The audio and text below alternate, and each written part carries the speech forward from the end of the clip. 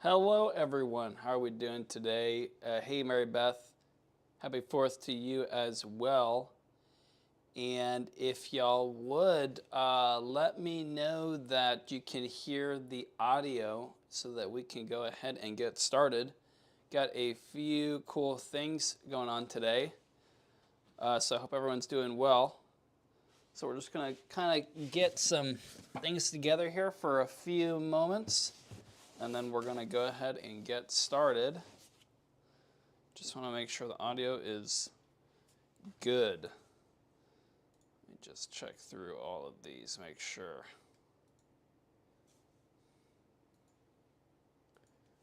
Okay. Hope everyone's doing well today. 4th of July weekend. Okay. Just make sure.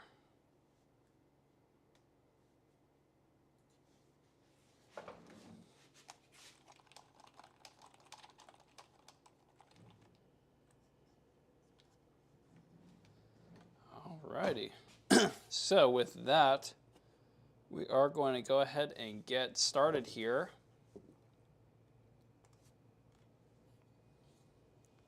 Hello, welcome back. My name is Adrian, and today we've got a stained glass beginner project for you. And if you haven't been with us before, we do a weekly live stream where we check through how to do the cutting, foiling, soldering of stained glass projects. And if we look over here in the June projects, we had the dragonfly, manatee, a landscape, and the mushrooms here. And so now for the July, we just finished the June. Yes, we just finished the June. Now we're doing the July. And so we've got the July kit here. So we're going to go ahead and go through and unbox all that. And we do have a few special things also going on. We've got some new t-shirts coming out. I've got one of them on here. And so that's going to be kind of a fun thing. And we've got a bunch of cool designs. They'll be wearing different ones each week. And we also got a few new tools here. So that is very exciting too. We've got the new foiler has arrived, and we're going to be giving it a shot today, see what we think about it. And we are also going to be getting into the July kit, the first week of the July kit. I believe it is a cat. So that will be the first cat that we have done on this channel here so far. So again, we like to really pack it up really well.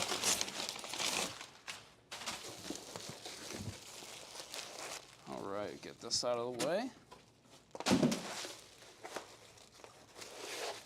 Okay. Go ahead and cut through all this stuff. All the bubble wrap. Make sure all the glass really gets there in one piece.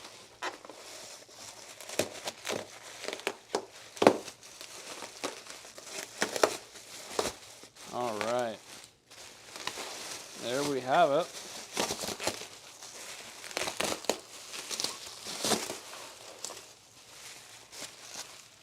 Get this all unwrapped here.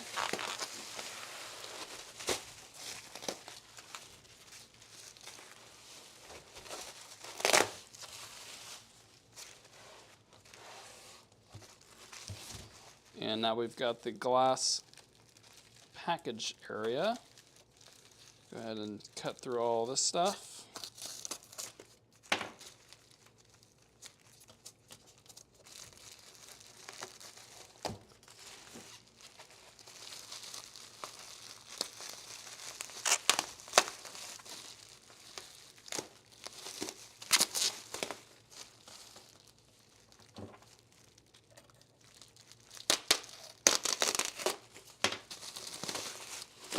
Okay.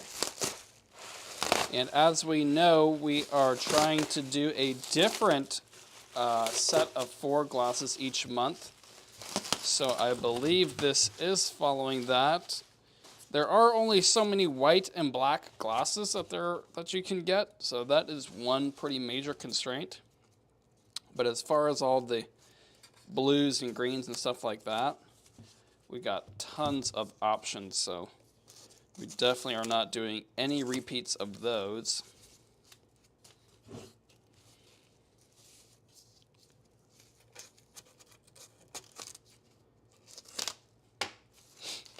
Okay.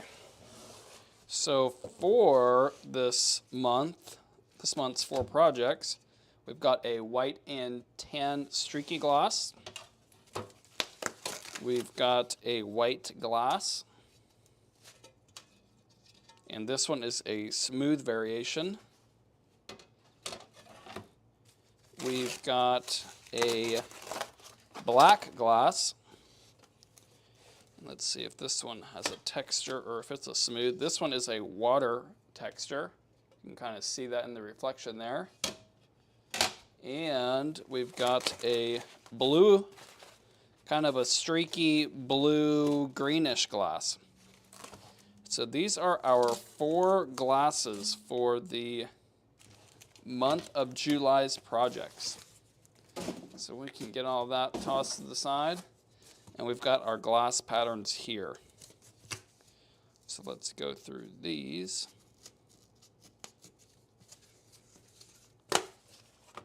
All right, we got our 4 patterns here. So for this month, we've got an otter that's kind of a black and white animal. We've got a cat head. We've got the whale, or the orca, I think they call it. And we've also got a little deer. So I'm going to go ahead and trace those so you'll have an idea of what those look like. And today we are doing the cat. So we're going to kind of trace this so we can get an idea for the week's projects here, or the month's projects here, I should say.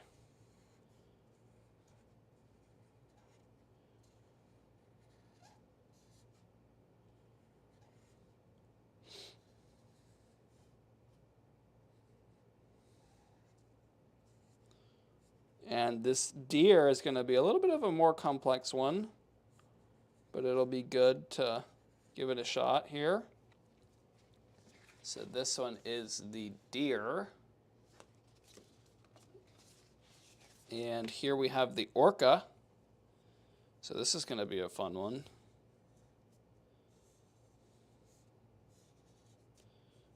Kind of looks something like this.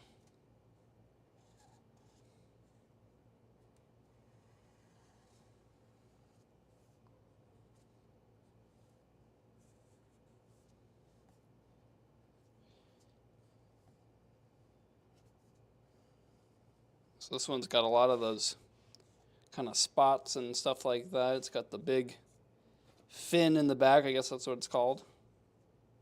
Or I guess this part's really the fin. So that'll be a fun one. Kind of see that one looks like. We've got the little otter here. Just kind of a cool little animal. So this month it's a bunch of animals. 2 of them are sea animals.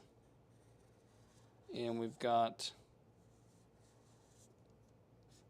a little cat and a deer. So those will be some good projects.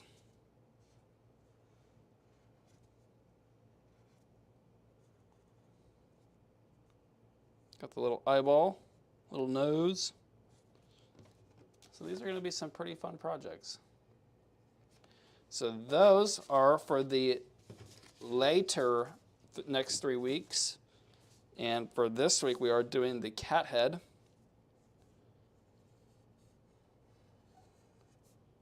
All right, there we go. And I believe that when I did this, it is symmetrical. I believe.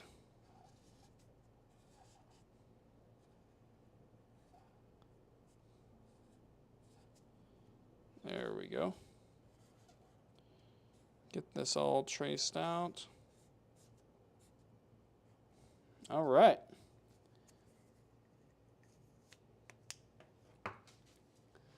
And hey, Sheila, thanks for joining us. Welcome from Virginia. And Mary, actually, all of these are Oceanside glasses. All of these. So this green and blue is, yeah, it's from Oceanside. Okay. Now, and Sheila, thank you too for reminding everyone to hit the like button. I do appreciate that. So of course, we're going to go ahead and protect our brand new shirt here and get our apron on to get started. And we are going to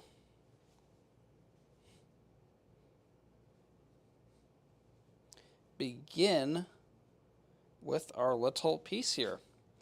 Now, this pattern, it's got a bunch of opportunities here for some decisions. We're going to want to pick out what color fur we want, all that stuff. Now, I think what I'm going to do is look back at my notes here so that I make sure to put the right pieces in the right places. And hey, Connie, thank you for joining from, I believe it's Pennsylvania, right? PA? And good to see you again. Let's see. Let me just make sure in my notes I put this in the right spot. And really, you know, the pieces here are, you know, you can kind of, it's art, so you can kind of do what you want. Now for the little blacks, or the little pupils, we're going to put that as the black glass. And these pieces are pretty small. I'm going to actually leave those in place, the ones that I traced. I'm going to place these. And whenever you put on these really small ones, you're going to want to make sure that the glass is pretty clean. And you're going to want to make sure that the vinyl is stuck down really well. So if you're not familiar, these are adhesive-backed vinyl. You can peel and stick them.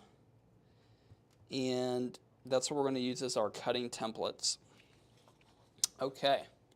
So now we are going to want to, let's see, do a few more things here. I think that, let's check through what we've got here. I think that what we're going to want to do in our wispy glass here, we are going to want to kind of selectively place a few pieces so that we get the color that we want.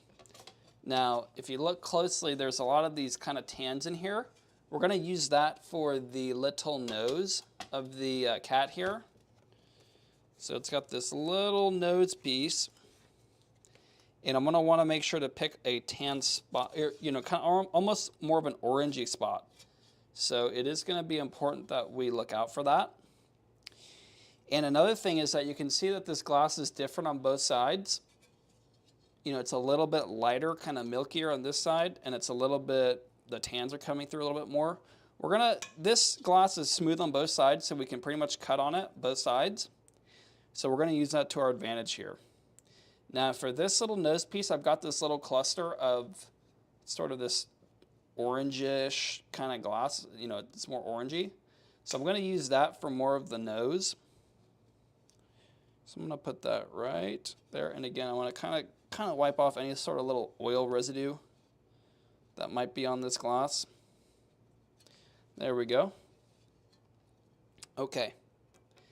And now, let's see, the ears, let's check this out right here. Probably what we're going to want to do is for the ears, let's see, in the little mouth spot, sort of underneath the nose, almost like the bottom jaw of that cat, we're going to want to do that in the white glass. So we're going to move that over to the white. And then in the, let's see, I think that in the eyes, around the pupils, we're going to use this glass, kind of make it look like it's got a little bit of a color in those eyes. I think it's going to look pretty cool. And again, we're going to try to clean this glass off. So we're kind of using a bunch of the colors here.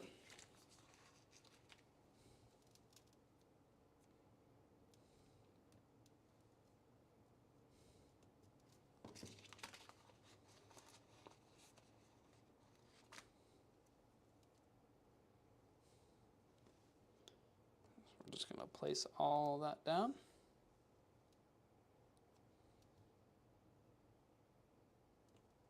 There we go. Okay. Now what I think we're going to want to do is for the, let's see, let me look through this. And I think that what we're going to want to do is probably, at this point, probably the two ears need to be a little bit of this more tannish glass.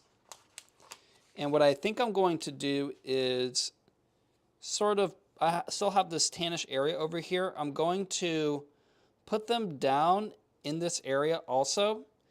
And then for the rest of it, I'm going to use the milkier side. See, it's a little bit less vibrant of color. I think that's going to work out to sort of give a little bit of a contrast with the ears and nose with the rest of the fur. So this cat is a little bit of a tannish, orangish cat. So that's kind of a pretty fun piece to cut right there. So we're going to get that one. Oh, and we want to make sure, of course, that we don't put it where we've already put some pieces. So we get all our pieces over there in this corner. So we're going to kind of put them over here in this corner.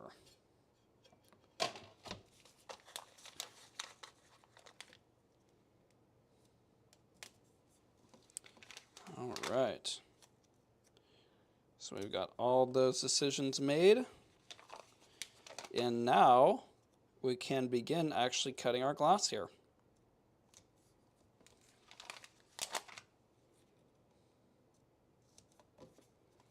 All right.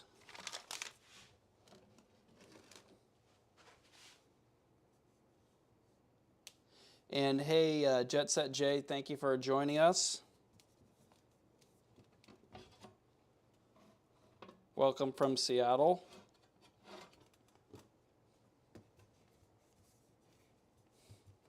Okay. So we've got all of our pieces here placed. And hey, Mary, this is Langworthy. We have Mary Beth Massey here too. Thank y'all both for joining, of course, again. Okay, so what we want to do here is take our glass cutter. I normally use a pencil grip here, and we are going to go through and get this glass all separated so that we don't accidentally cut into our other pieces. So normally I'll do a score, give it a couple taps, just trying to get that score, or getting the glass to separate along that score all the way. A little bit of pressure, get it to separate. And so we're going to set this aside. Oh, actually, we've got a few on the other side that we want still. And I think that between these two colors, it's going to be a nice contrast for us. Okay. You can kind of see it right here between the two. It's kind of subtle, but you can still see it. Okay. So we're going to get this little mouthpiece separated here. Couple taps. Get these little eyeball area separated.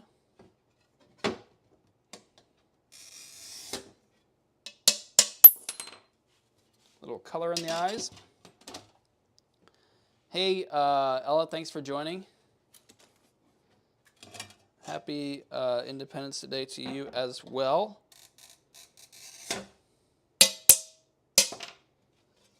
Okay. So we've got the pieces all out here now. So we are going to continue cutting. Now we're going to want to separate all of these so we don't accidentally cut into its neighbor. So I'm going to do all the scoring here. And if you want to, you can kind of cut one of the edges as you go. Sometimes I'll do that. It'll save you a score down the line. And these pieces are getting a little bit small for my hands to break, so I'm going to go ahead and switch over to the Grosers here. There we go.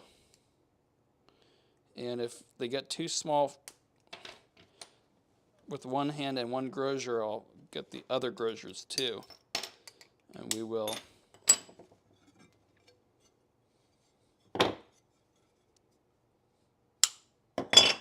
we'll be in good shape like that. It'll keep us safe. Keep our hands from getting all beat up and cut up from all that sharp edges. Okay, so we've got all of our pieces separated now. So we're going to go through and do all of the scoring, and then we're going to do all the breaking at the same time. Now I've got all of my pieces. Let's see here. Oh, here we are. Got my little table brush here. Already getting some glass debris down. We're going to go ahead and get that all taken care of. We're going to go ahead and switch over to the free camera here. And we can get a different angle here of the work we're doing. So we're just taking this little wheel here at the edge of this cutter, running it right along the edge of this vinyl. And if you are a beginner, this vinyl really takes some of that learning curve out of it because it acts a little bit like a template, like a guide almost for the glass cutter. So you might find that to be pretty helpful.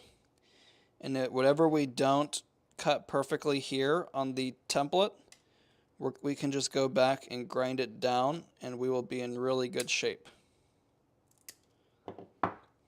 There we go, got our first one all broken out.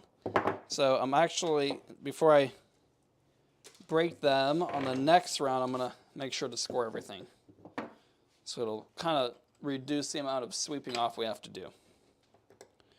So again, just going through. Nice even pressure right there on the edge of that vinyl.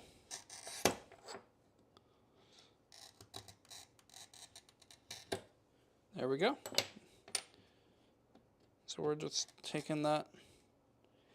And if it feels like maybe I'm going a little bit fast here, just takes a little bit of practice. And it might be something that we've got some other little bit easier patterns to do.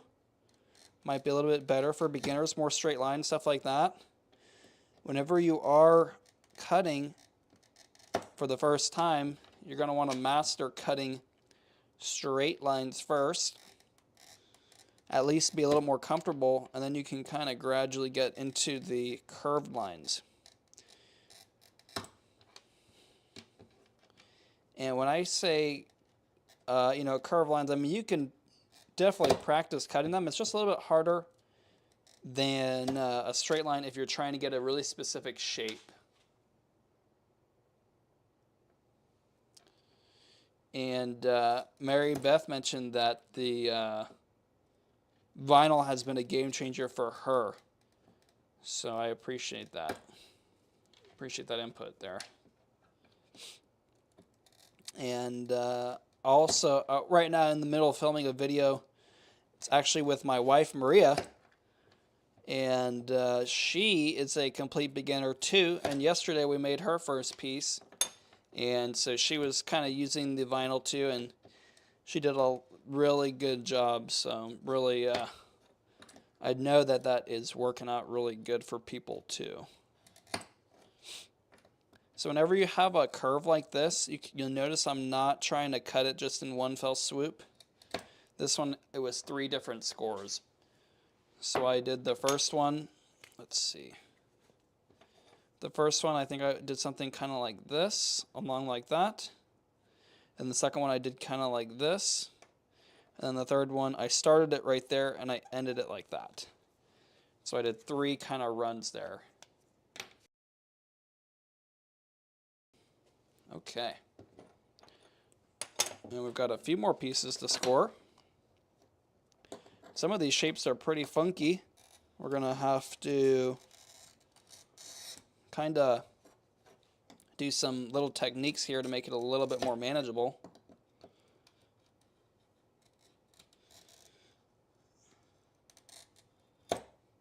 So we have a little inverted radius here. So I'm going to go ahead and score that. We're not going to cut it like that. I'm going to do a few more scores, a little bit of a shallower radiuses, and that'll make it much easier for us to get in there. A few more pieces here to do.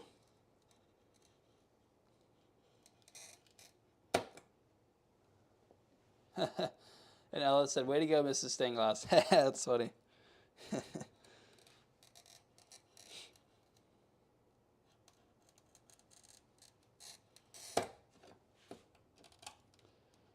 All right. I'm sure she will appreciate the support. I do appreciate that. Okay, there we go.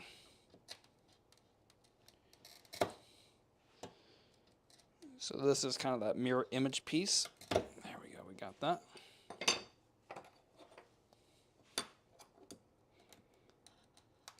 And we were actually thinking about doing it as a live stream last week because we had finished the June projects, all 4 weeks of the June projects.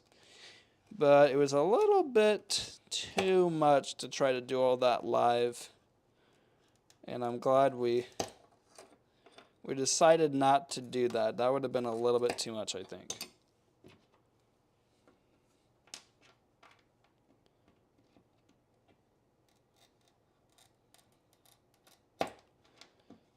There we go.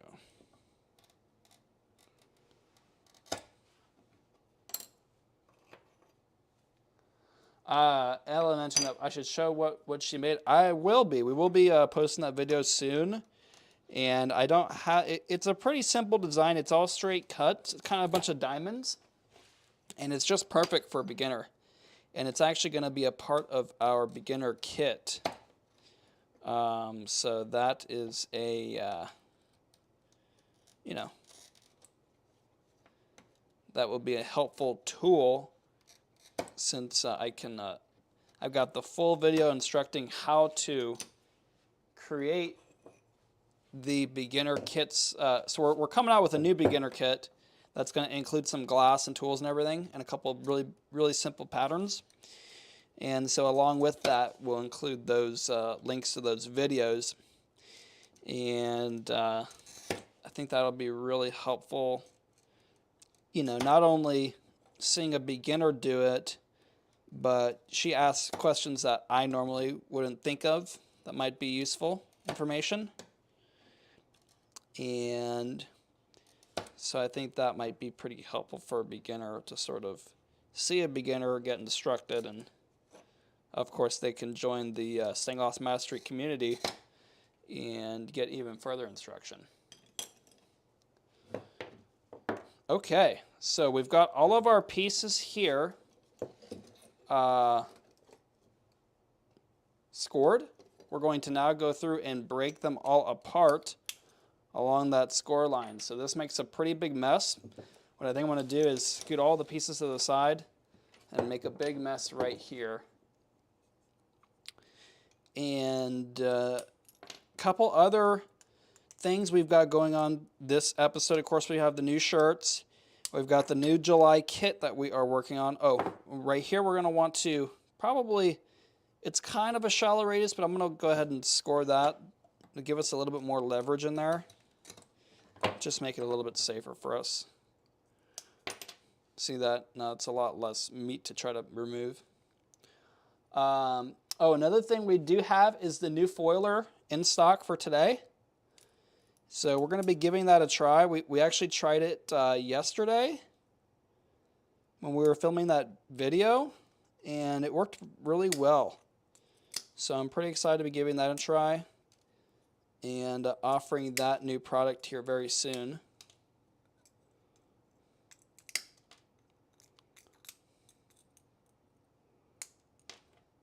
And we're going to want to cut that down a little bit too. So if you're having trouble breaking these radiuses and they keep breaking, you know, the wrong way, because right now if I try to really force it, it's likely to just break right through the piece, and we don't want that.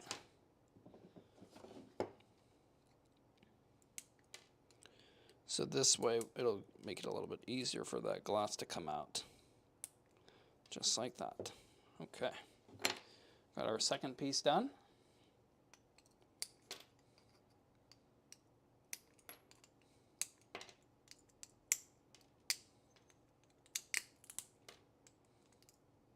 So this is why I like, oh, see, this is another one we're going to want to cut through and maybe even cut it a little bit shallower, a couple shallower cuts like that. I think would be all right. Snip all those off, and this one we might even still need another shallower cut here. When it's really kind of a bigger curve, you can kind of chew it away with the grosers a little bit and not have to worry too much about it kind of breaking the piece. When it's really small and like really weak, especially if it's, see, this is kind of a wider piece.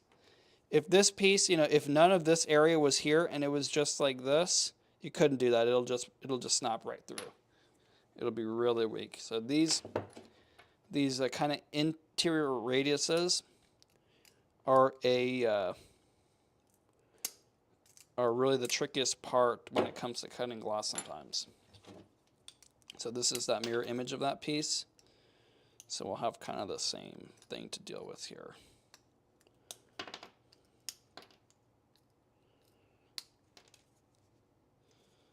And when I'm doing this, I like to do the flat jaw on top. I think it gives you just a little bit more leverage to kind of snap that piece on that score line. And right here we'll do the same thing. Trying to keep the workspace a little bit neater. Do a few scores into there. That should do.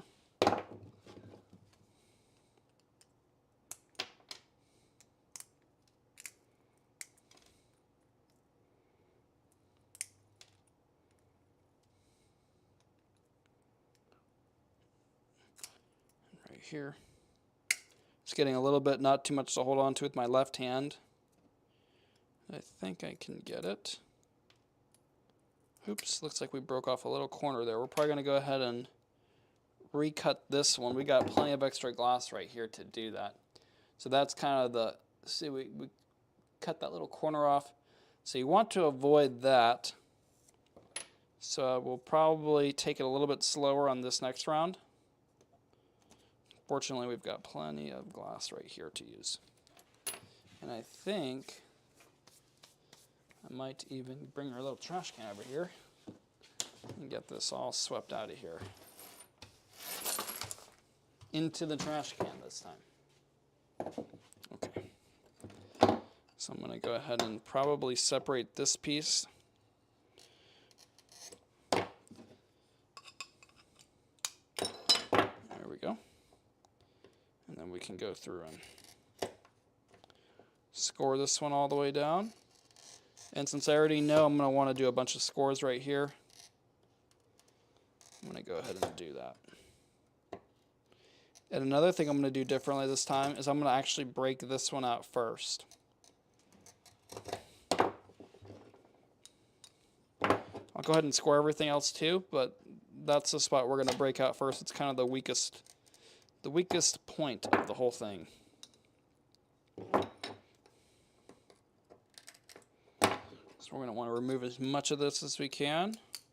Just, oh, look, it broke through again. So that is less than ideal. Definitely want to recut that one. Probably going to have to get a little more glass for that. Let me grab that. Cut a little bit more here. Let's see, about right here should do.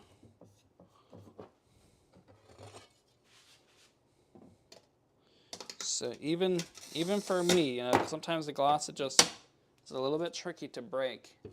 Get all this stuff. Give this another shot here.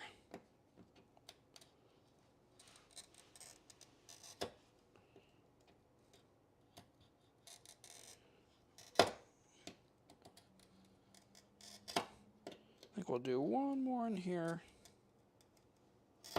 I think even before we do any other scoring, we're going to go ahead and break this out.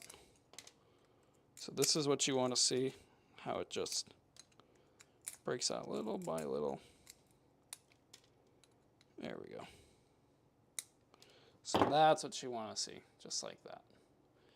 So we've still got all of our little corners, and then we can pretty easily go through and score everything and make the rest of these breaks.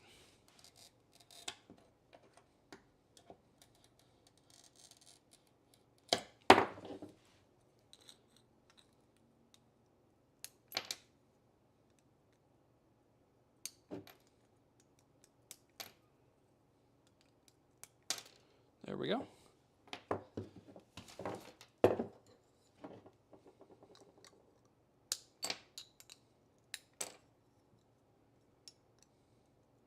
This is another one of those. It's going to be a little bit of a trickier one.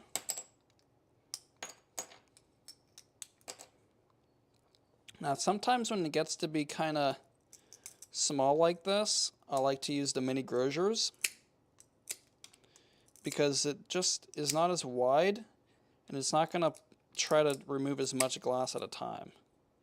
This is actually working out okay with this one. Sometimes it gets a little bit crunchy with little glosses. I think I will go ahead and switch to it because it just makes it a little bit easier. See, this is a little bit too wide and it starts to intersect the vinyl in places I don't want. Whereas the other one, it's just narrow enough, just makes it a little bit easier. You can kind of see the difference in the two widths here. So this is the mini Grosjer right here. So we're gonna just use that. And you see you can much easier remove just a little bit of material at a time. We can go back and clean anything else up on the grinder. So that's how I like to do that. And we'll go ahead and do the other one, the mirror image piece. This one is probably the hardest one.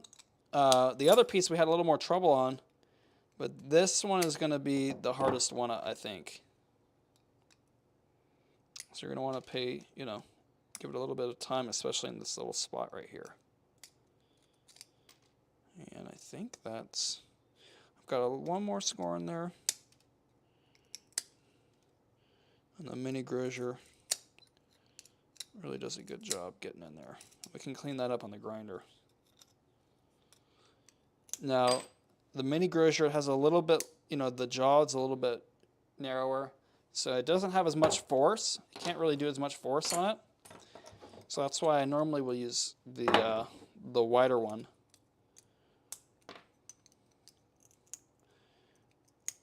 Because it's kind of more concentrated, the force, whenever you squeeze it. And it seems to make it a little bit harder for some reason. It's just not as like evenly distributed. And I find that the glass, it can crack if you're trying to really squeeze a bigger piece to separate it. I find that it can crack sometimes. And not quite in the way that you want the glass to.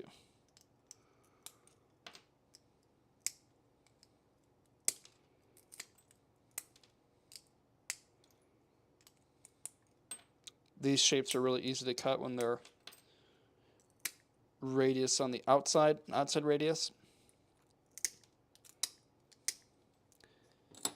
because it doesn't really have any weak points. Now this piece, it's very small,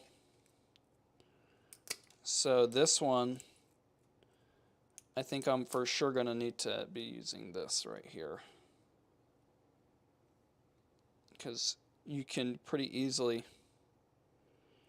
cut yourself if you're trying to hold it with one hand and trying to really torque it down with the grosers in your other hand. So we're just doing kind of slow separations. What I think I'm going to do is I'm going to take off a little bit of that glass because it is just too much leverage if we want to keep that fine point, which we do as much as possible. So what I'll do is I'll put the grosers right up on that score, and it'll help it to break right in the right spot. And this piece, it's so small, I'm probably just going to clean it up on the grinder. But that got us pretty close. I could maybe get this down just a little bit more. Down to that score. There we go. I'll clean that up on the grinder. I got a few more of these tiny pieces here. Oops.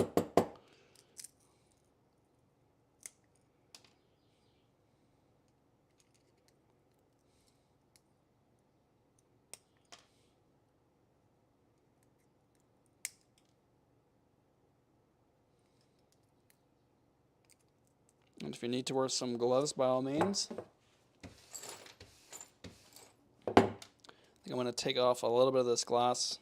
I think it'll make it just a little bit easier.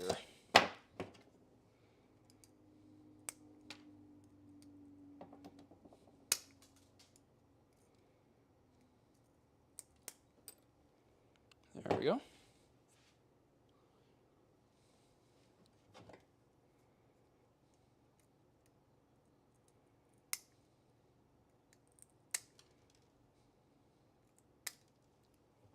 That will do.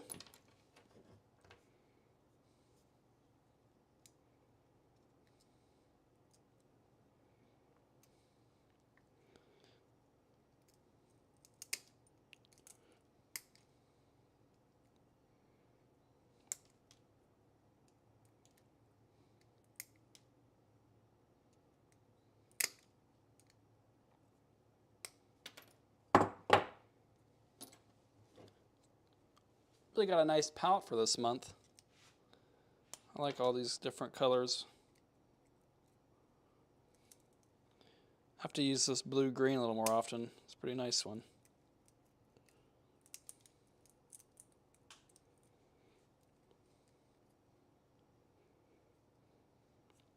And it's getting a little bit too small for me to use my other hand. I can just foresee band-aids in my future if I keep trying. There we go.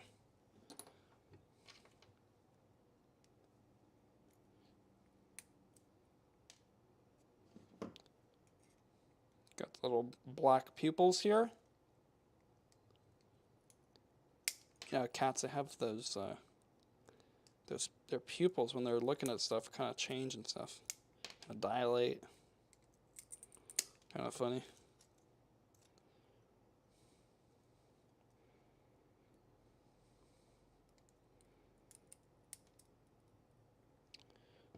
So kind of a small, weak piece. I'm going to remove a little bit more material.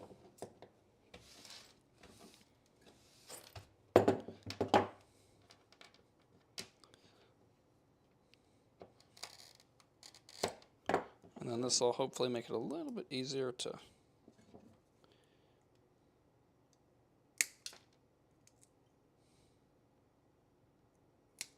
there we go.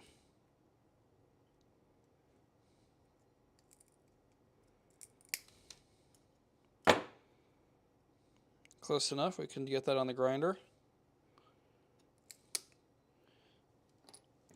And it might be, it's probably a little bit misconception that the smaller pieces are easier and the bigger pieces are harder, but you have a little bit more material to grab onto. And so doing really small pieces with a lot of kind of intricate cuts, or even doing big panels with a lot of small intricate cuts, kind of the same thing. It's a little bit harder. It's a little more time consuming to do it like that. So just something to keep in mind if you are starting. Kind of sticking with some of those simpler patterns. And we've got a ton of free, simple stained glass scrap patterns in the Stained Glass Mastery group. You can get those for free, or you can purchase these vinyl templates that we sell too.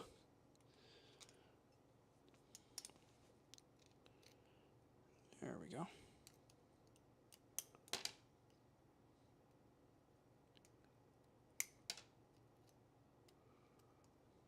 And this is the last piece. This is the little mouthpiece, or little chin. There we go. We can clean that up on the grinder. This is all of our trash glass right here. If you like to do mosaics, you can use this for that.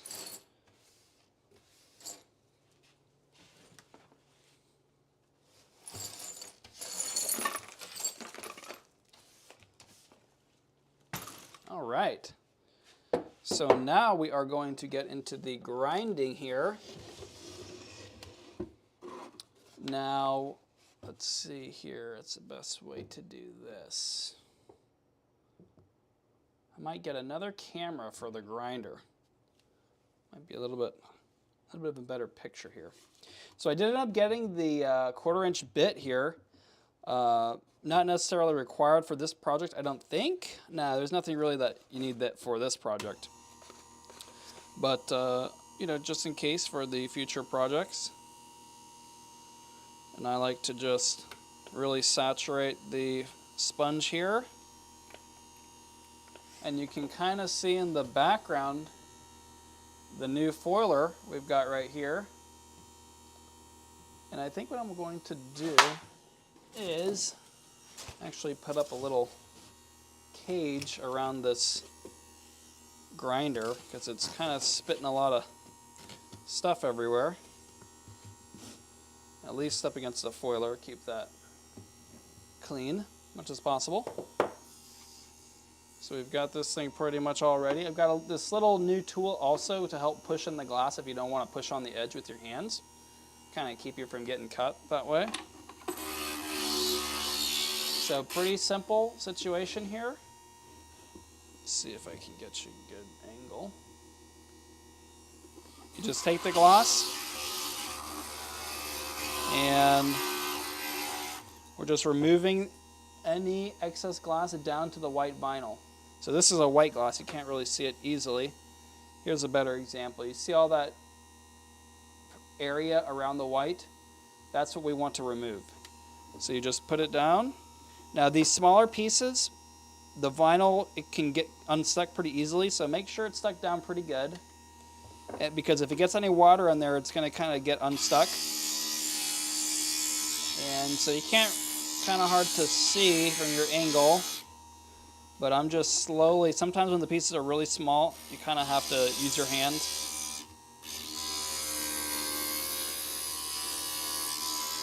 So we're just taking this down until we are at the template, and then in a little bit we're going to check to see how well it fits.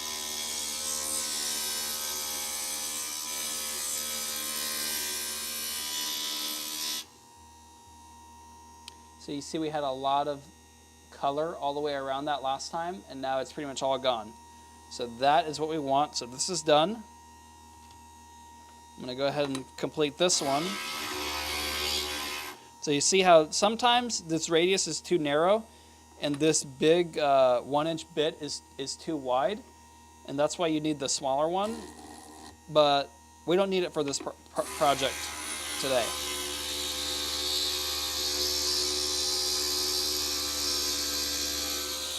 Now I am looking over here at our otter piece.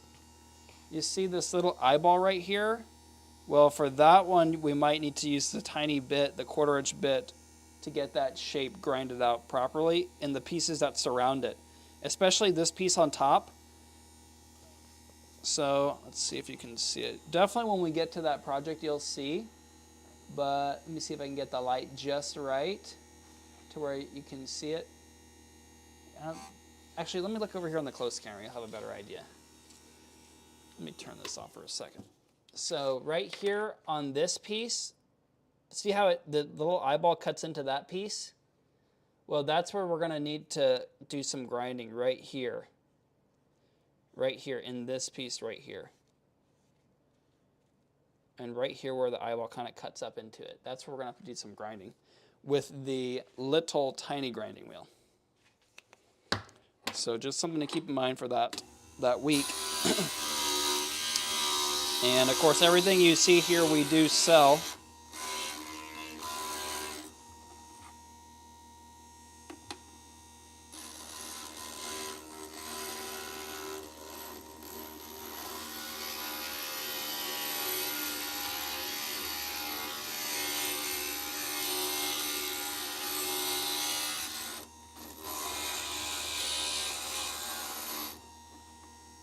Alrighty, got that piece done.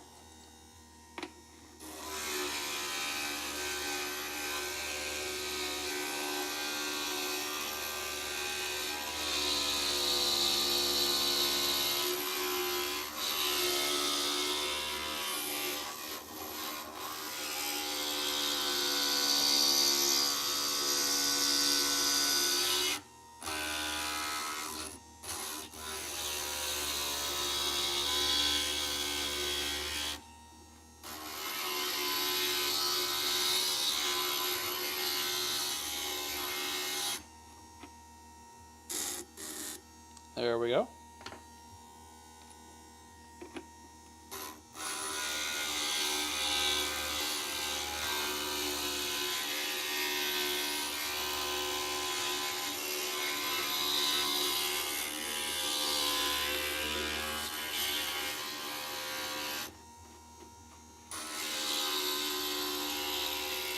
And I like to do grinding on all the pieces because it will just give us a nice even edge for our foil to adhere to. And that will really help us out in the long run there.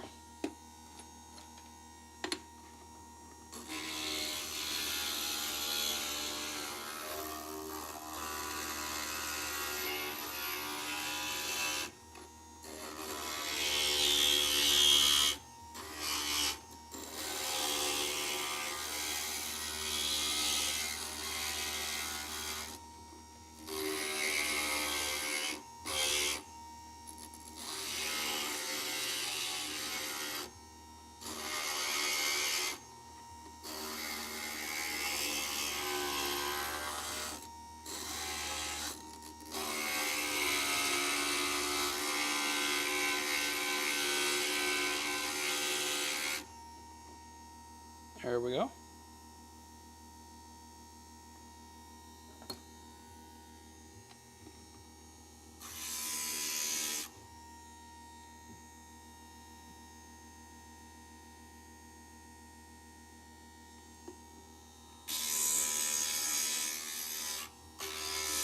Got these tiny little pieces. This piece is the nose.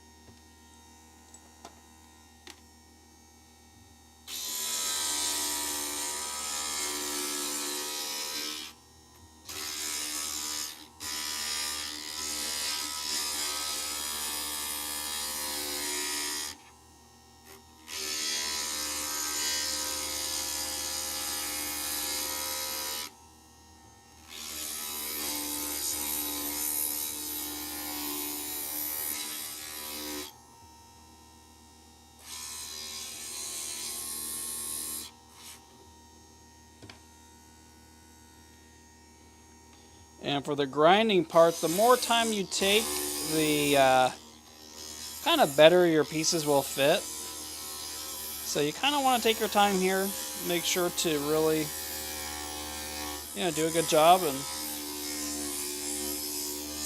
get that glass edge right up to the edge of that vinyl, and it'll look like a machine cut it out.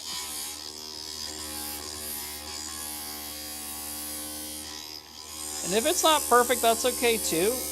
It's better to get some projects going instead of, worrying about it being 100% perfect all the time and never getting anything done. So make sure to, get in there. And of course, doing projects is always going to be more beneficial to you than just watching, videos and stuff. So, if you're on the fence about it, I encourage you to kind of get started. And, of course, join the free Sunglass Mastery community. And you'll have a really good support group of other artists and a place to ask questions, share projects.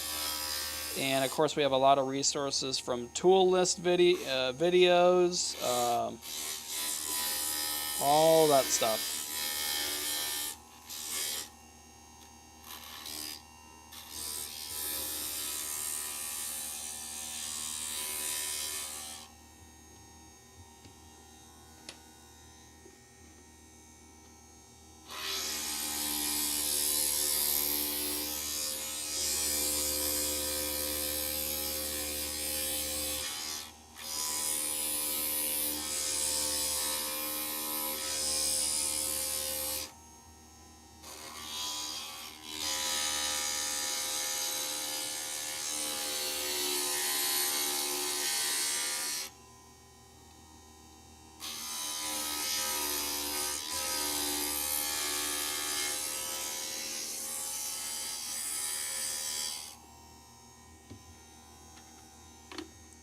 We've got a few more pieces here.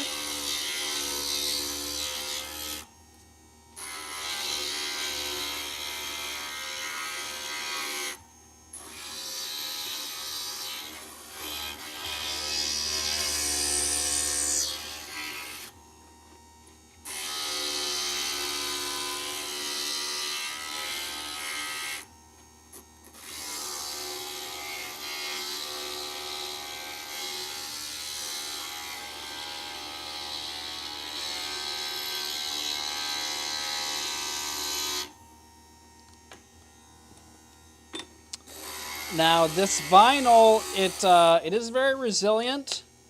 I normally like to put it back onto the pattern, and it's not going to be really nicely sticky. Of course, each one does come with two pieces, two patterns, so you can do the project twice. But you could reuse the template pieces, and you could glue them down with like Elmer's glue or some sort of water-soluble glue. So if you wanted to reuse the shapes, you could definitely do that.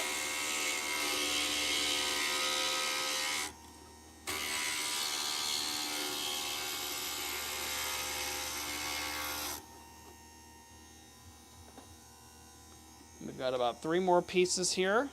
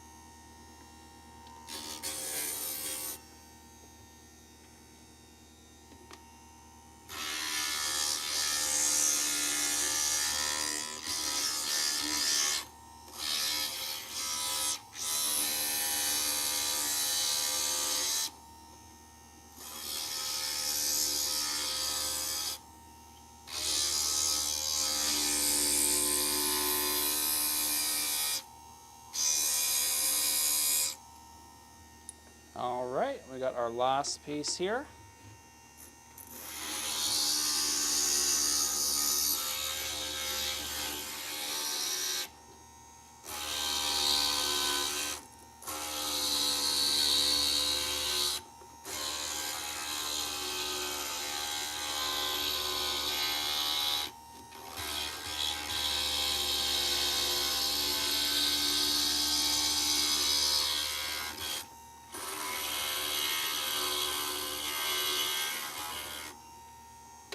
All right, so we are done with the grinding. Now we need to go through and clean up all of our pieces here. Now what I like to do is use our favorite blue glass cleaner. And so we need to peel these off and kind of put them back onto our pattern here best as we can. I'm going to kind of look across and try to kind of put them in the right spot. I think it'll be the best way if you want to try to reuse these. Kind of at least demonstrate what that might look like. And you're going to have to kind of start from one spot and build it out. It's going to be hard to like put the eyes in there if you don't have a reference point for it. So I'm going to start with those kind of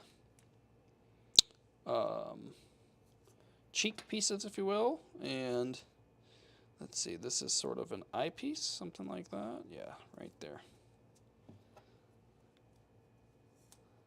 Oops, and I'm actually seeing now.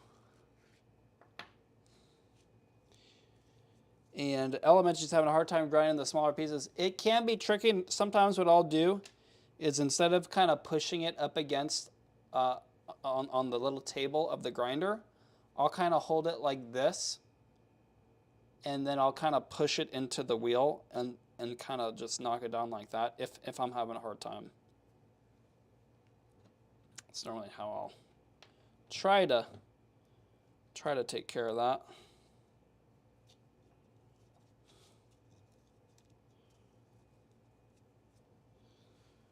Okay.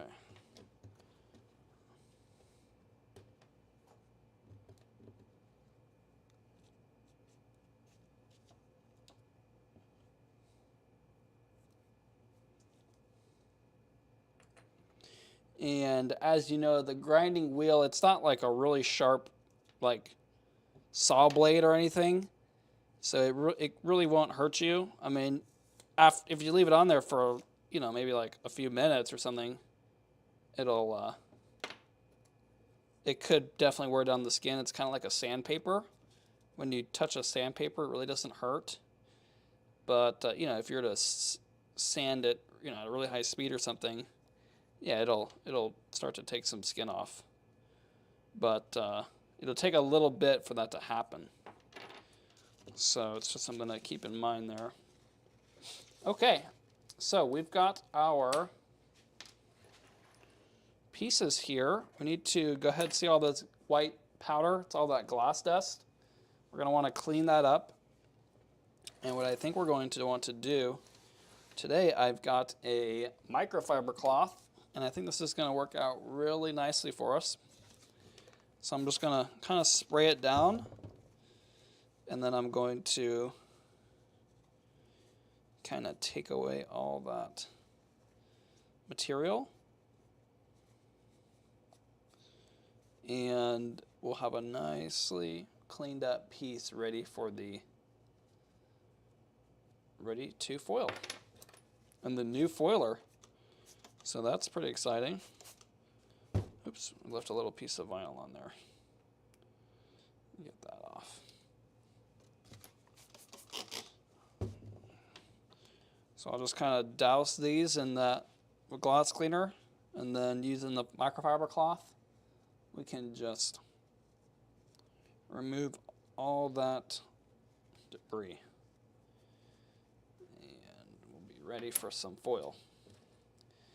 And if they're a little bit wet, you want to get them pretty dry. It's going to be hard for that foil to adhere if it's not pretty much perfectly dry.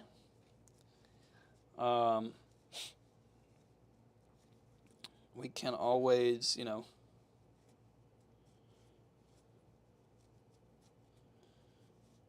we can always go through and it'll air dry a little bit, you know, while you're waiting. But if you have to, you might have to just dry it off a little bit more when it comes time to foil it. And you should be able to pretty much feel if it's a little bit wet or not. And if you can't feel if it's wet, then it's probably dry enough where you don't have to worry about it. And it's hard to tell on these pieces because it's already kind of a whitish edge. But on the other pieces, you can really see how powdery these get. See all that? See all that right there? We want to make sure to remove all that stuff. And we want to make sure that the faces, or the sort of the front and back, are nice and oil-free and debris-free and all that too. So just something to keep in mind for that.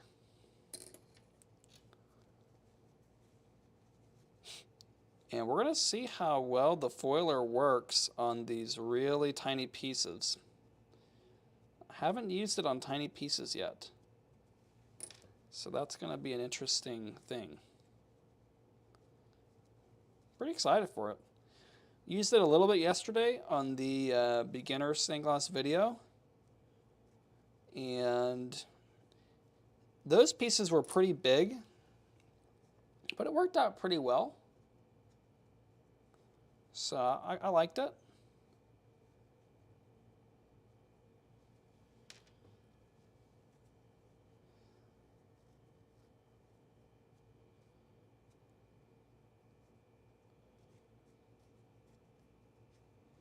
But today's going to be another good test.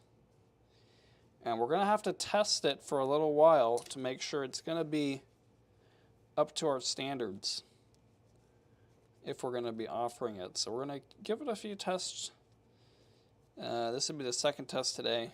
And I think by the time we get recording next week's live stream, we'll have tried it out for a third time. And I think by then we're going to pretty much know if it's a keeper or not.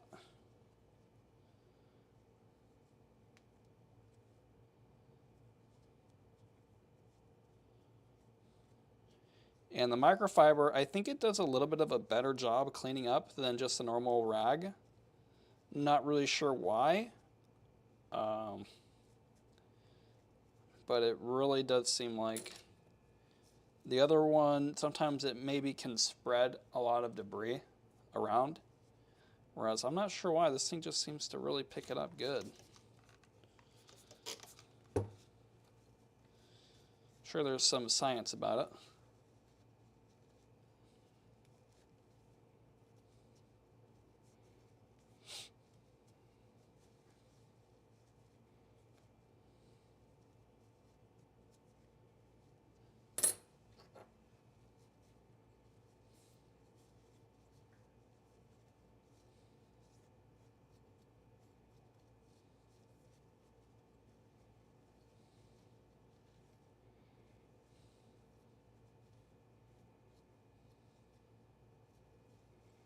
This is that kind of piece that goes right down the middle. You can kind of see the difference in the color. A little bit more washed out on the side we're going to be using.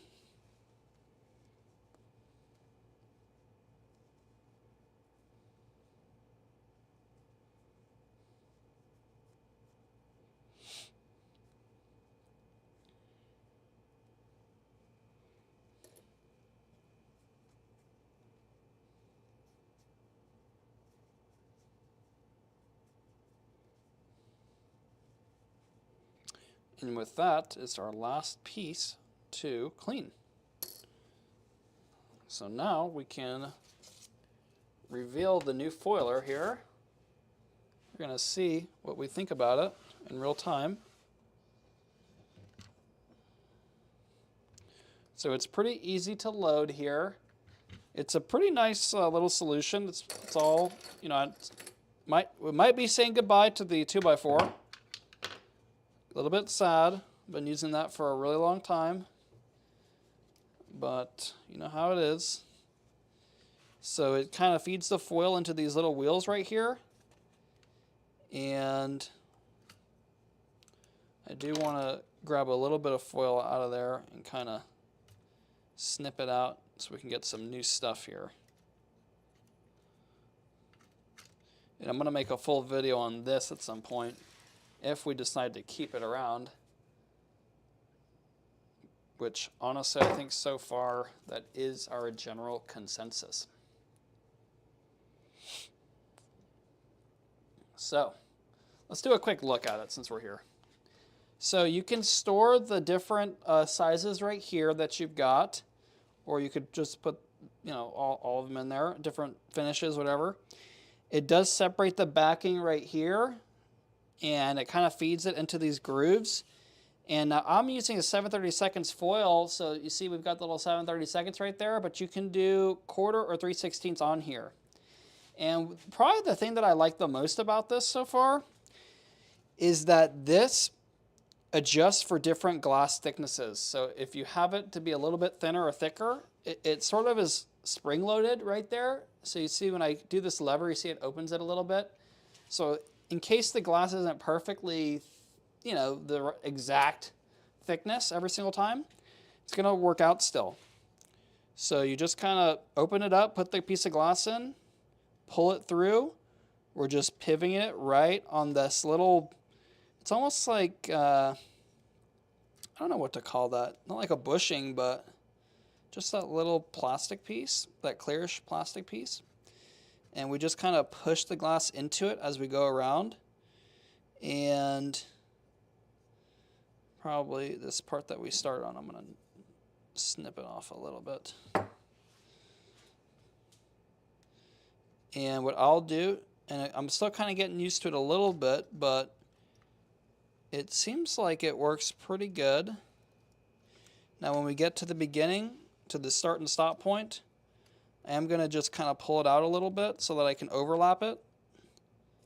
Snip that down. Get a decent overlap. And then we can fold it over like we normally do. So it's still pretty quick. I'm still getting used to it, of course. Does a really good job centering everything up.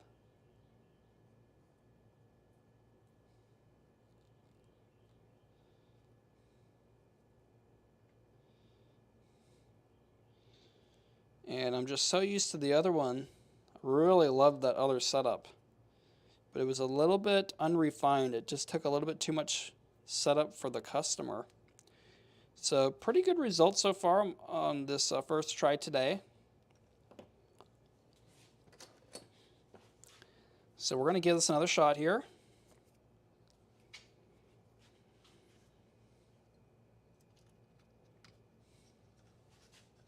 So we'll stick it into there, pull it through.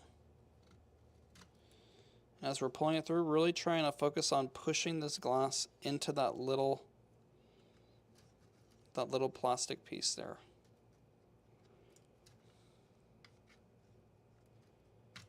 Oops. Sometimes the glass will just slip right out.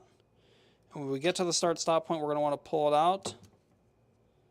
Snip off a pretty good piece so that we can have a nice little overlap. Try to get about 1/4 inch if we can. And then we can do the same thing. We'll go through and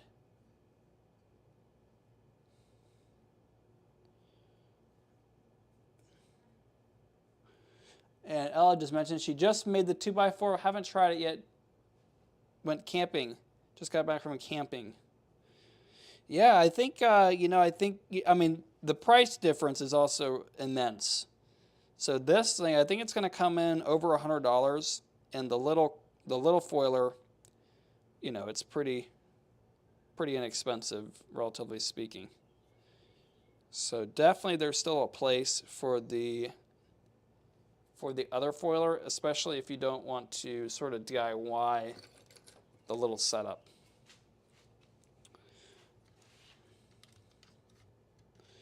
But so far this is working pretty good. It's just taking me a little bit to get used to it.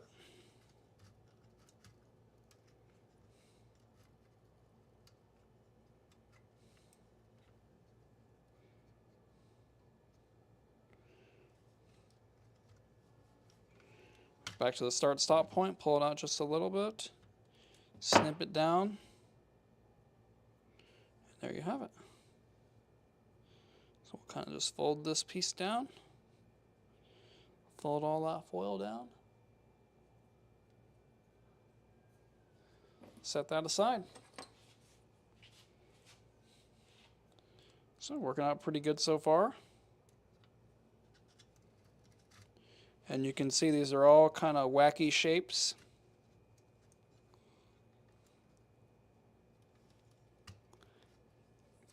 So this foiler is having no problems with the shapes so far. So that is a big positive. Pull it out. Over the stop start just a little bit. And this is a little bit less than I normally like to do, but it'll be all right. As far as a little bit less of the overlap, I like to probably try to do at least a 1/4 inch, but it will be okay.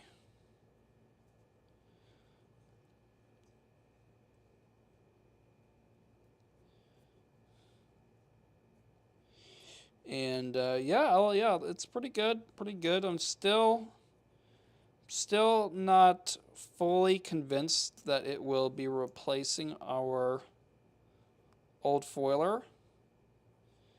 I think I might need to do a little bit of refinement on this product here. Make sure I got everything set up properly.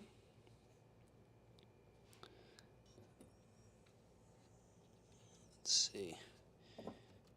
Yeah, I think that, you know what, I'm actually kind of curious.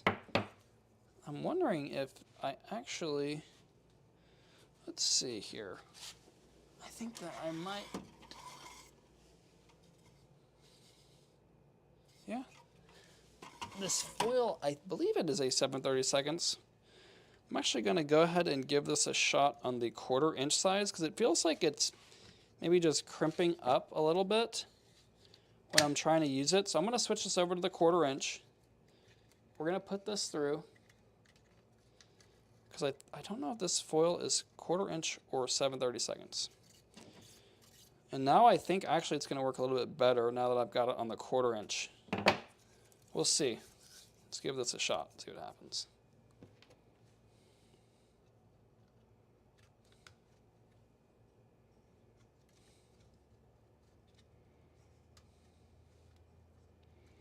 Because these little bearings, or whatever you want to call them, the bushings, they are very precise. And if, you know, the foil, it seemed like it was a little bit kind of getting crimped on the edges here. It looks like it's a little bit better now. I do still want to do a little more testing on it. Maybe try some different foils on it, that type of thing. Just to see what our end results are. I mean, it worked a little bit easier for me on the 1/4 inch. Pretty good results here. Let's see. We'll give it another try on the 1/4 inch, then we might switch it back to the 7/32.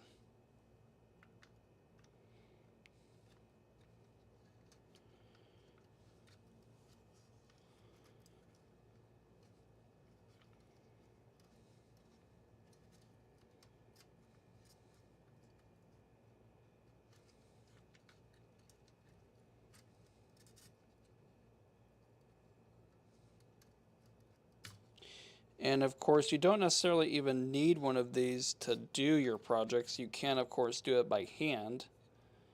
I personally just like all the little gadgets and stuff. If it helps out, make it a little bit faster, a little bit, you know, nice and consistent finish. If it really centers everything up nicely, then I like that too. So something to consider. But definitely not a requirement to do projects.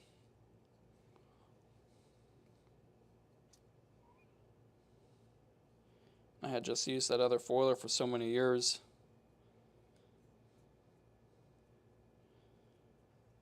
That might take me a little getting used to change it up.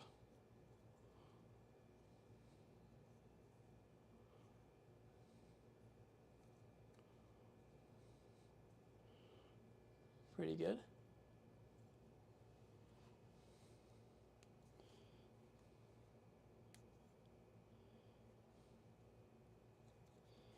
Okay.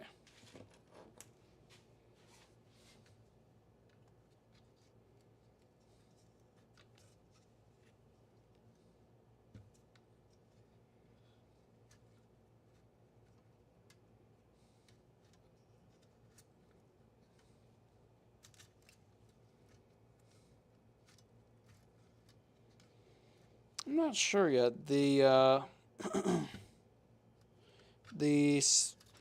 sort of spring-loaded tension here, it feels like it's a little bit, I mean, at least for me, it's not as freely moving, and it does feel like it's just a lot of friction when you're trying to push the glass through. And I'm not sure what I think about it yet. I do see the need for it, and it will help, especially if the glass is a different thickness. But it is a little bit, I guess honestly annoying would be the right word, to when trying to push it through, there's just this constant friction, and it kind of, I don't know, it just makes kind of pushing the glass through a little bit. And it might be that my muscle memory is just so used to the other one where there's zero friction, I can just kind of run it through. And this one, I just need to maybe learn it a little bit better. Now, one thing is that I'm not sure if this is going to work with the smaller pieces here. You know, these pieces are pretty small, so what we might have to do is, I'm going to probably pull this out a little bit. And we're going to give this a shot in here. Push it through. This thing might just be honestly too small for this. And that friction makes it really kind of tough too. And it didn't quite center it when I put it in there.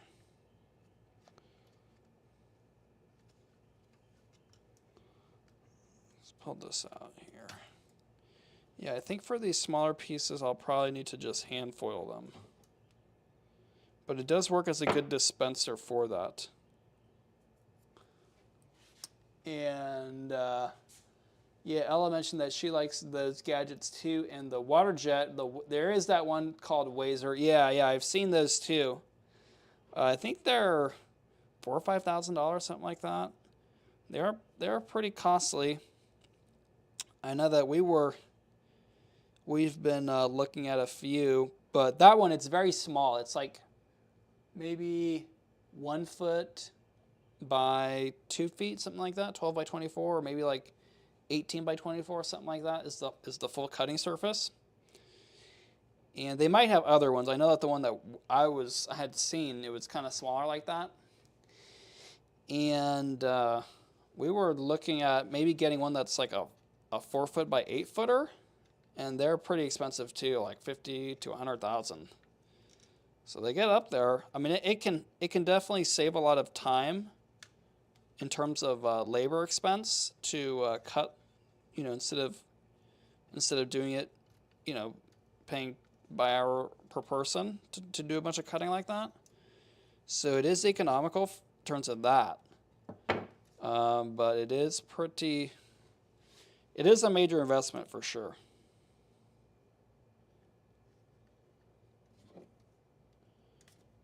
They have a lot of upkeep, the little pumps like fail, stuff like that. So it's almost like, is it even worth it, you know? When it gets to be a lot of that, a lot of messing around with stuff.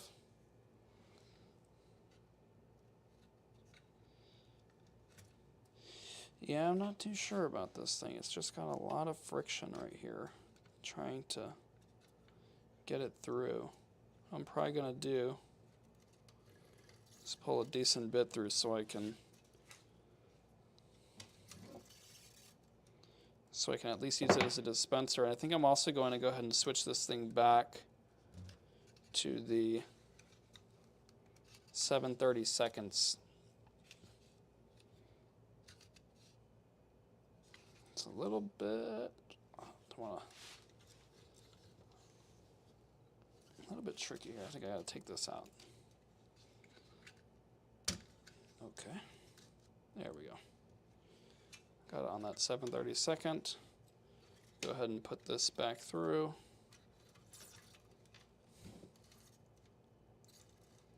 I'm gonna keep a little bit out over here so I can hand foil these little tiny pieces.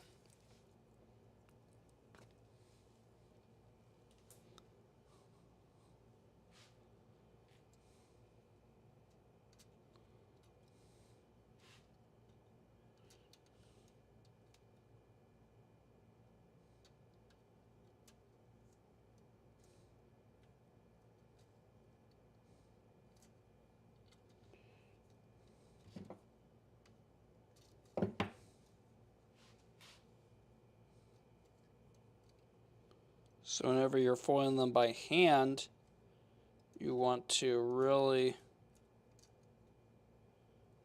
try to center that up, of course. And it just takes a little bit of time trying to really get that. No matter what, whenever you have tiny pieces like this, they're going to be a little tricky.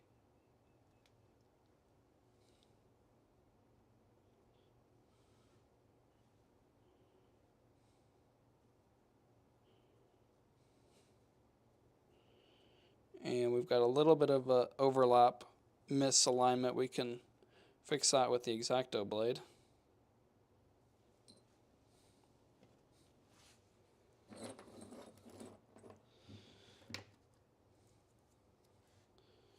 And let's see here. Looks like I've got 3 of these. Looks like I'm missing one of our little pieces. Oh, here it is.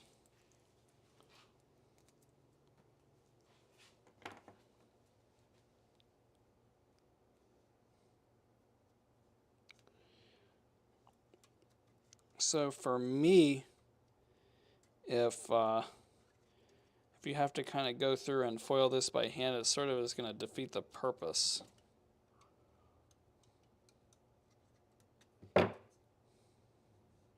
Definitely works well for the bigger pieces, but the tiny pieces, I mean, like I said, even the tiny pieces on the other foiler, it's a little bit tricky too.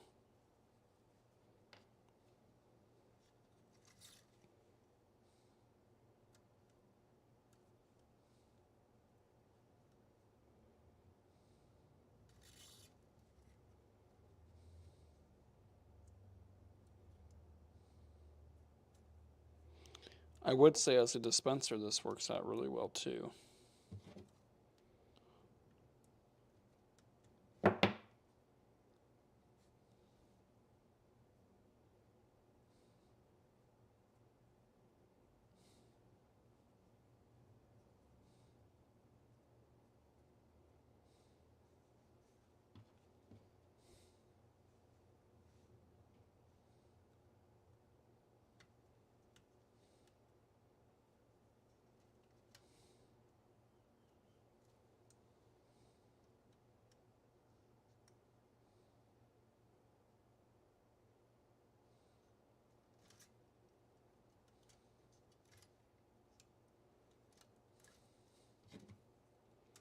And I will be doing a little tinkering off camera just to make sure I've got everything set up right.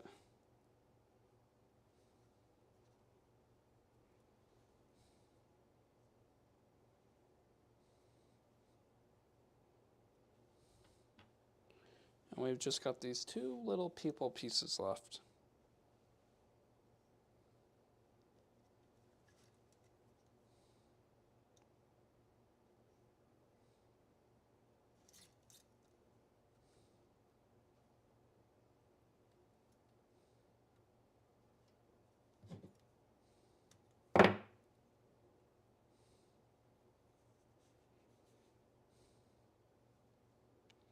And these are black glass, so if most of it's going to end up being covered by the foil, which we will be putting black patina on, So that is okay if it gets fully blacked out right there.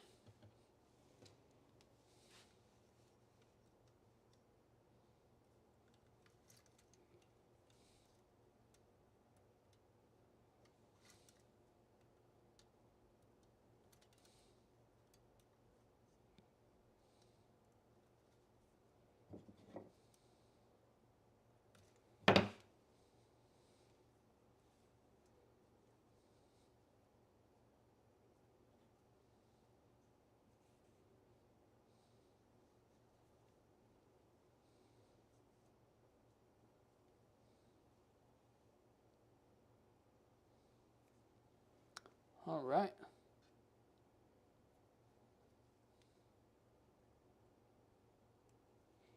Got this all put down.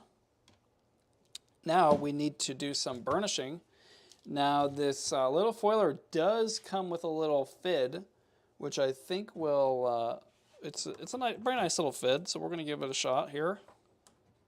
So again, we want to go ahead and do all of the edges first. And then we'll go back and do the faces. And we used that microfiber cloth today. It really cleaned everything up really nicely. Everything is sticking very well.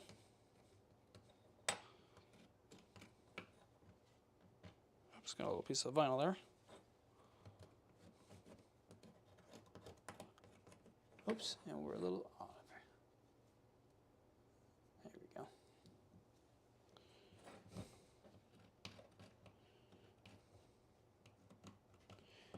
Go through, give this a shot here.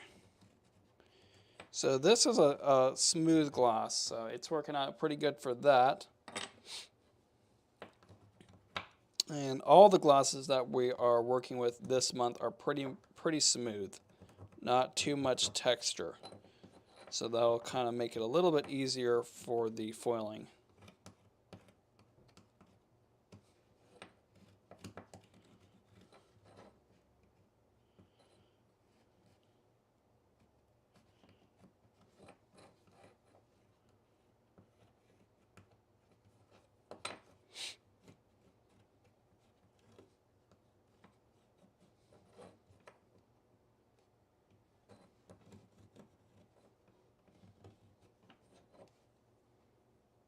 There we go. Second piece. So here we are, of course, doing the edges first. And then we're going to go ahead and do the face into the middle.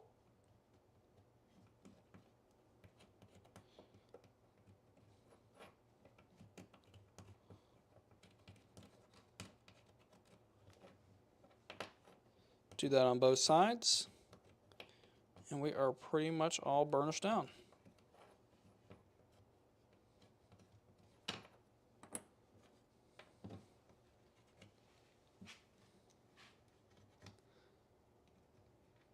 And yeah, I think that I'm going to tinker with it a little bit, see if I can get it to work a little bit better. And yeah, I would definitely wait to see kind of maybe what I think about it a little bit more, if it's worth getting. I think that right now it's a little bit of a learning curve, which so was the little foiler too when I first used it. I think that it was a little more intuitive, but again, it did require a little bit more setup and not as really clean and polished looking necessarily. But I think that, yeah, I think we're going to give it a few more shots here. I think too I might try it with the little open. It's got a little open lever. I think maybe if I leave that open, it might make it a little bit easier for the glass to sort of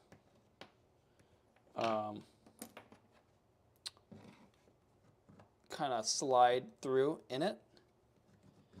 And I think I'm going to give that a try next time. But the results so far are not too bad. I do think overall it's still a little bit faster than the hand foiling.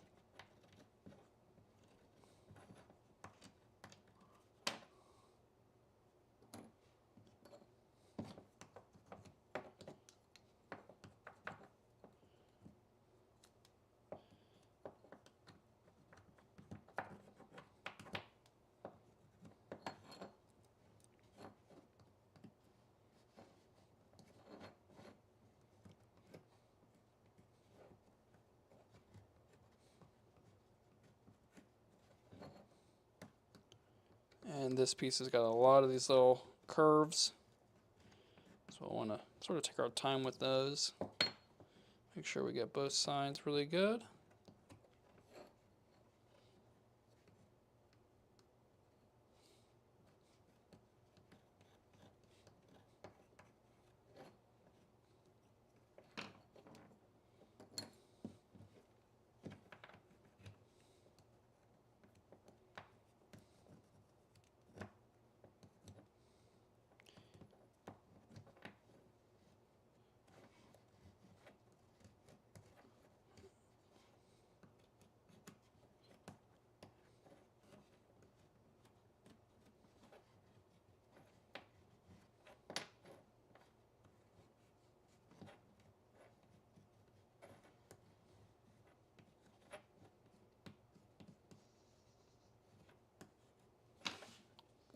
And now we've got all the big pieces out of the way. We're going to go ahead and do these little tiny pieces.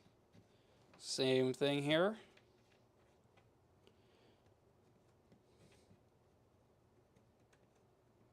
And this little fid works pretty good.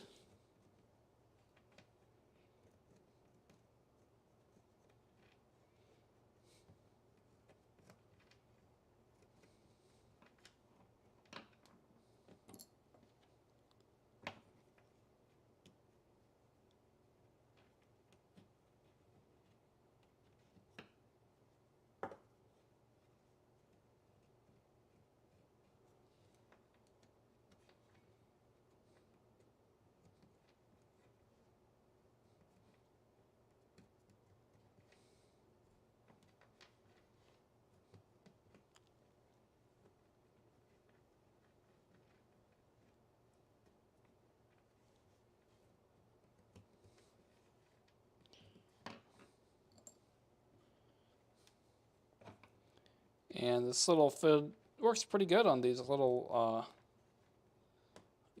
tiny pieces too.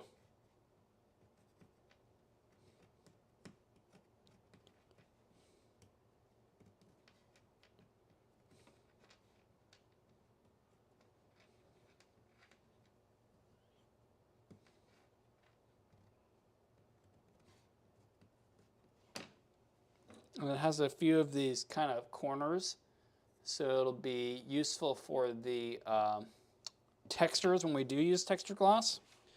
So that's always something that I want to be kind of thinking about, because if we can't really burnish down the texture gloss, it's not going to be too useful. But overall, it's working out pretty good. Got a little bit of a piece here. We're going to want to trim that down.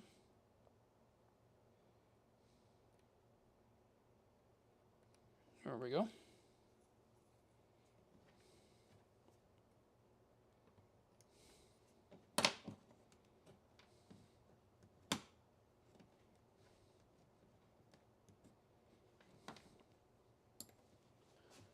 And our foil is sticking really good. So we like to see. These little tiny pupils will be a good test, because whenever it's on a really tiny piece like that, it can... something weird happens with the foil. It gets a little bit... it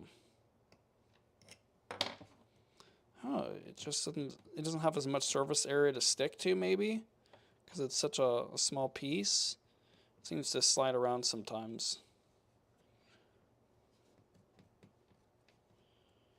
There we go.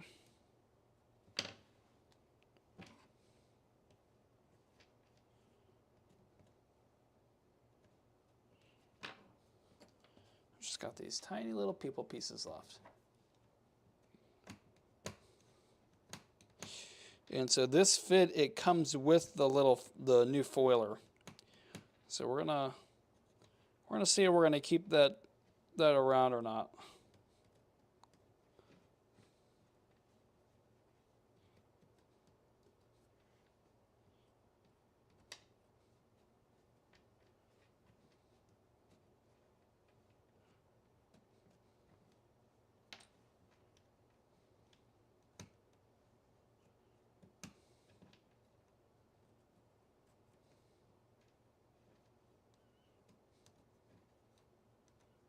And you can see this foil is almost covering out this piece almost completely, which is fine because we are going to be putting the black patina. You know, we want it to look like a black pupil. So that is pretty much going to work out for us perfectly.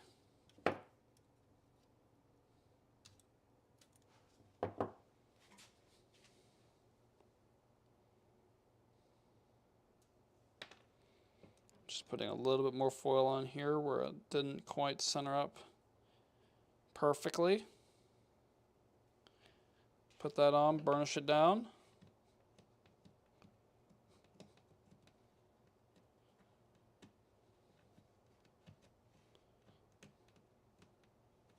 Okay, and now we are ready to begin soldering. So we're going to put this to the side.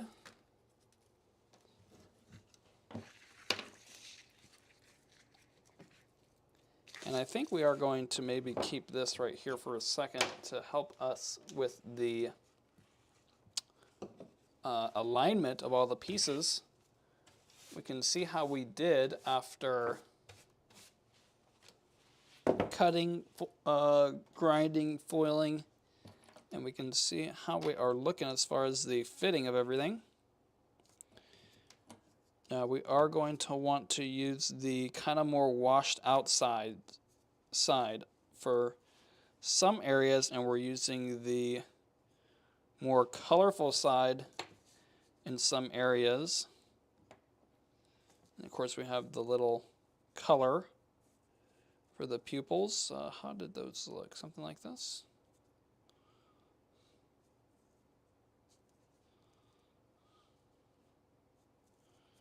Let's see. Take a little bit of time just to make sure everything fits properly. I think that goes there.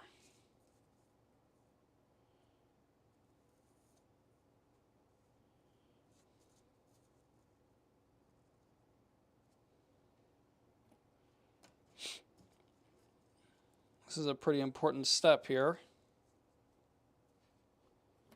I want to make sure everything is the way we want it. So we've got the kind of bolder colors in the ears and nose, and then the more washed out in the rest of it.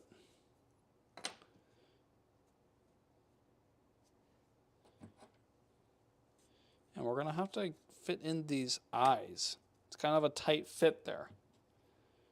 So let's see how we can make sure everything fits good. I want to kind of compare these pieces just to make sure they are a little bit different shapes here. So we are going to want to make sure we put the right ones in the right spot. Now I think that the piece that goes on the outside is a little bit, it's a little bit smaller, and the piece that goes on the inside, that one is the little bit of a bigger one.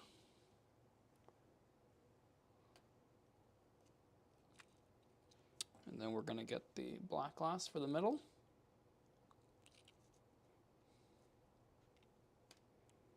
Try to fit everything in there really nicely. And we might have to do some more grinding down here before we get started with the soldering, because these are a little bit not quite fitting right. And when it's really small like this, you are going to need for that to fit really well. Make sure I have all the little pupils sort of in the right orientation. Yeah, I think we're definitely going to need to go back and actually undo some of this and do some more soldering or more grinding, probably on the little piece that goes on the outside, just a little bit more there. I think that will pretty much get us where we need to be.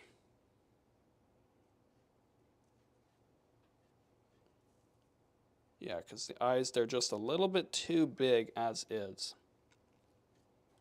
So what we might even do,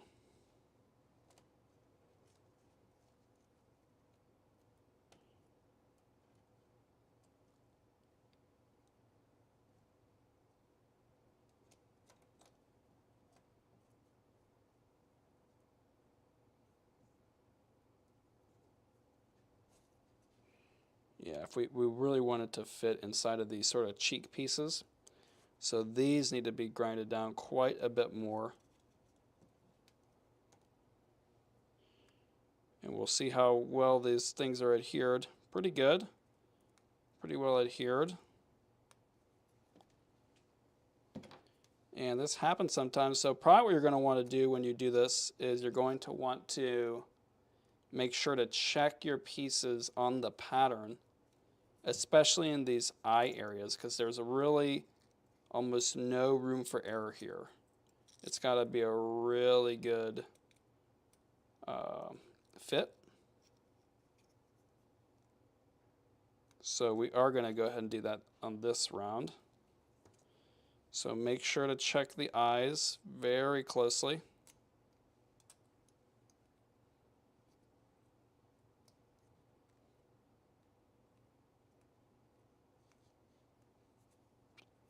So normally whenever I have to mess with these, and this is very well adhered, so we'll make sure to clean it up just as well. Normally try to use the X-Acto blade to kind of peel it up a little bit.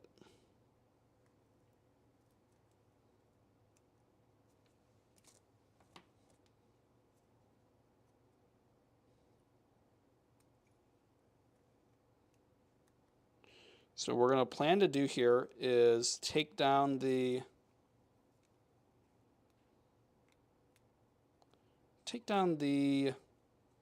probably the full perimeter. Grind it down, and it's probably not going to be too much grinding. This is a really small piece, but these little adjustments make a big difference with how everything fits.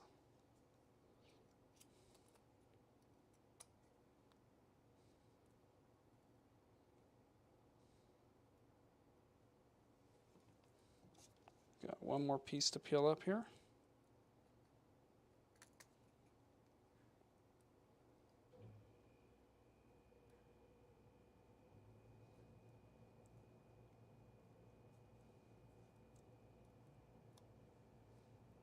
And I think definitely next time with the otter especially, it's another, really all these kind of have a lot of little pieces around the eyes and stuff. So we're going to want to check all those before we go through and foil. So I'm going to put this to the side for a second, bring it back out the grinder. Put our little shield right here. So we're just going to knock those down just a little bit more here. Make sure we have some water. So what you can do, I think would be the best thing to do, is we could kind of just grind it down, grind until we, get it to where we want it. I think the best thing to do will be to actually put them on here, see how everything's fitting, and then trace it and then grind it down to that. So you see when I look at this, I pretty much want it to fit like this. I want it to be pretty tight right there in the cheek and everything. So what we're going to want to do is put this down and then we can kind of see through it. And we want to make sure, so really I think that the bottom and the side will work, but this one we need to grind down quite a bit, about maybe like that much. I think if we do that, it will fit good. And what you could even probably do, let's see, since it's a pretty fair amount, I'm going to go ahead and even just score it down a little bit, and then Grosier it down, and then just clean it up on the grinder. So it's a pretty minimal adjustment here, but enough to make a really big difference.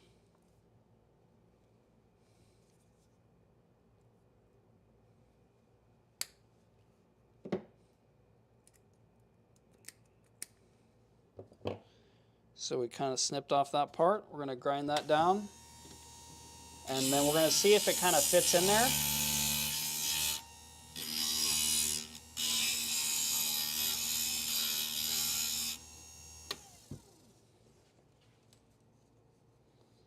Now let's see how we're looking here.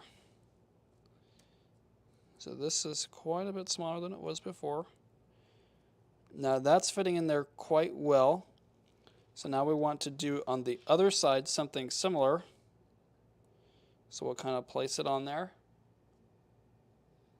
And then we are going to do pretty much the same thing. And this one, we need to remove, instead of kind of doing a mark like you normally would, I'll do little dots so that it doesn't move the piece around. Let's see if you can see that. Put it on the close camera over here. Kind of see those little dots, and then I'll just connect them. And then with the glass cutter, and that'll be down pretty much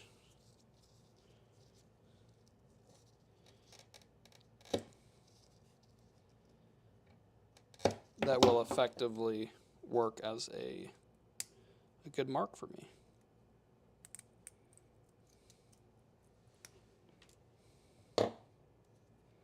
Go ahead and clean this up on the grinder.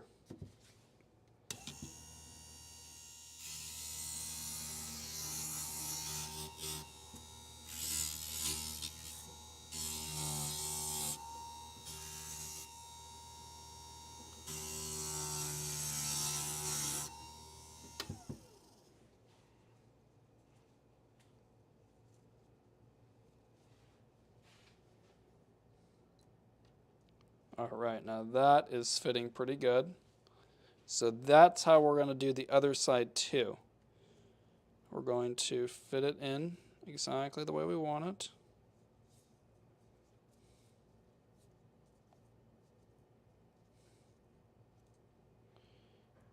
And then we are going to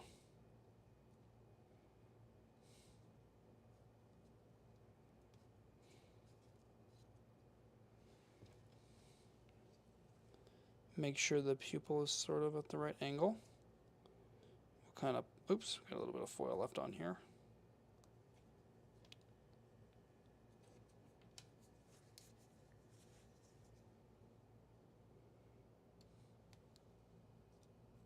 Oops, we're going to want to put this right where we want it, because this is what we're going to kind of use as our template here to make sure that the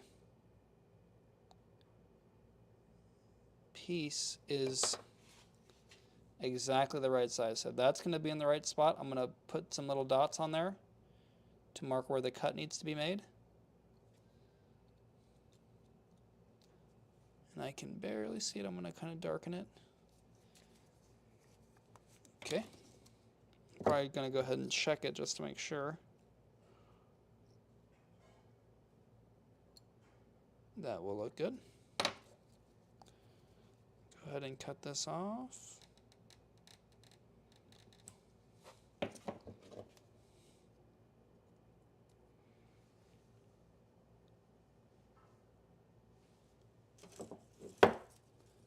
Just a little bit too small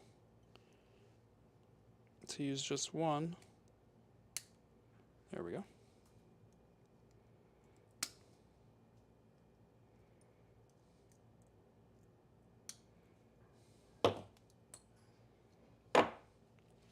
Now this one should fit in there pretty good. All right. And we've got one more to cut down, then we can kind of foil these up.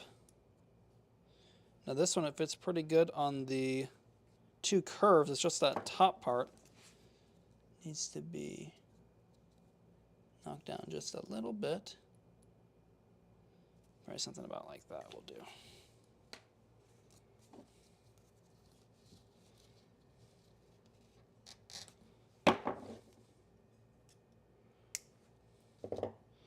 Kind of see if this will fit in there pretty good, or if we need to further adjust it. It's looking pretty good. Let's see here.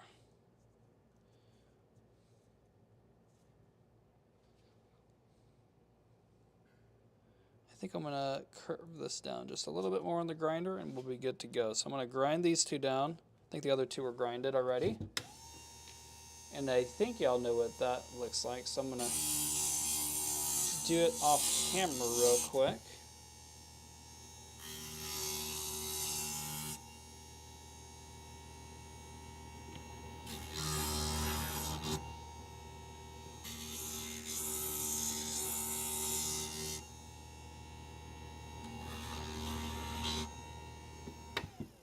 All right. Now we're going to want to definitely clean these up with our little microfiber cloth here, so we can do some foiling.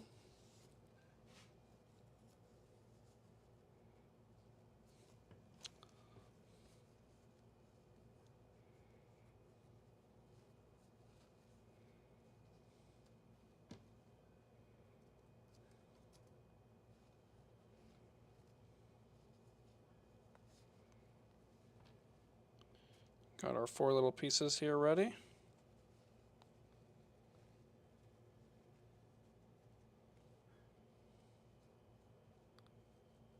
All right.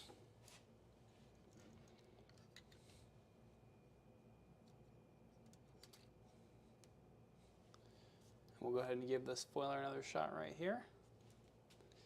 Now I did go ahead and just fully open it, because we're really just using it as a dispenser right now, because these pieces are too small.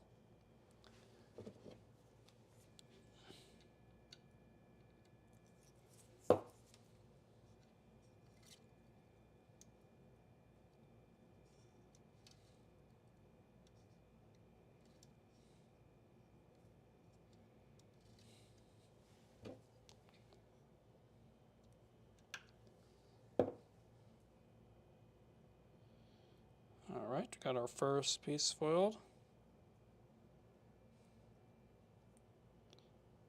Go back and burnish that here in a second.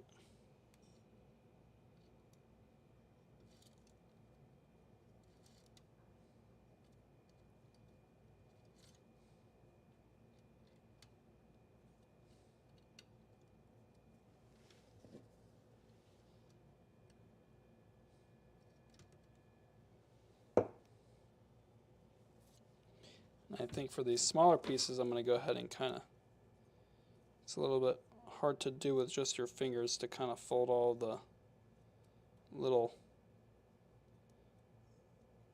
foil edges down.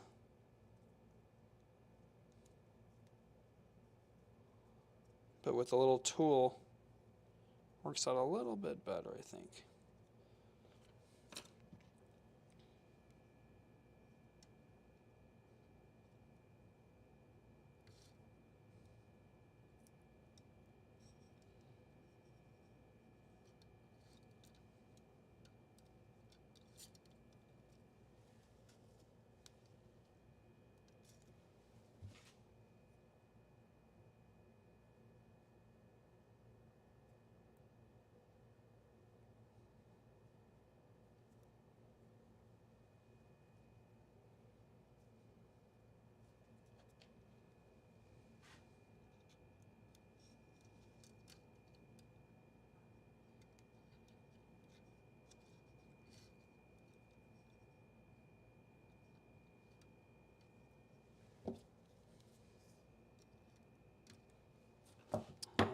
right.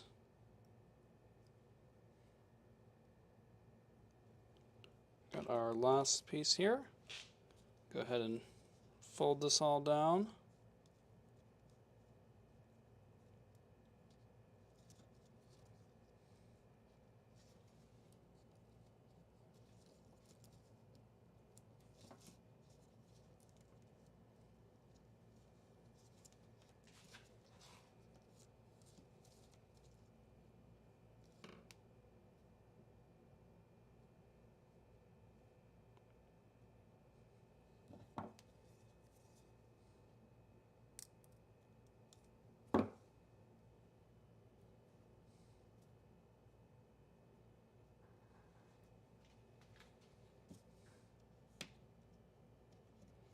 Go ahead and burnish this down,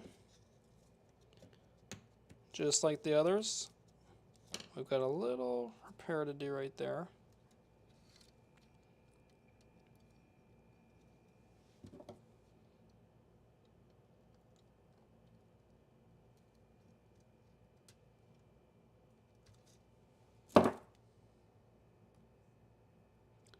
Got a little bit of that color still showing through.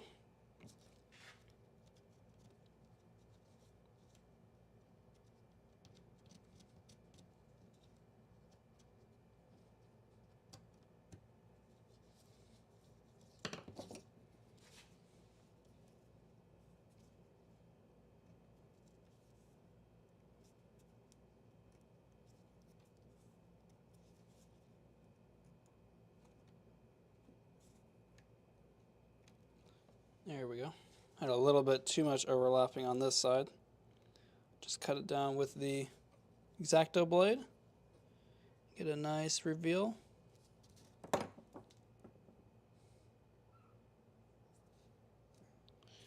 Got one piece ready here. Now you are going to want to, if you kind of do it this way, you're going to want to kind of try to remember where each of them was. And I think I've got them in the right spots here.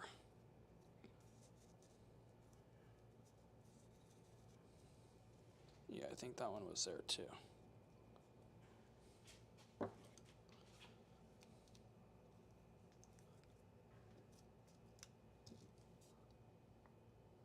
now we're going to go through and finish burnishing these. And we will be where we left off, about ready to solder.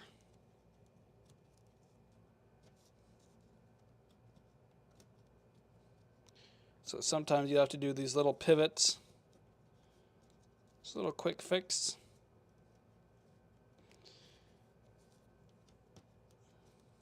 And it's a little bit quicker if you check as you go. So that's something to keep in mind there.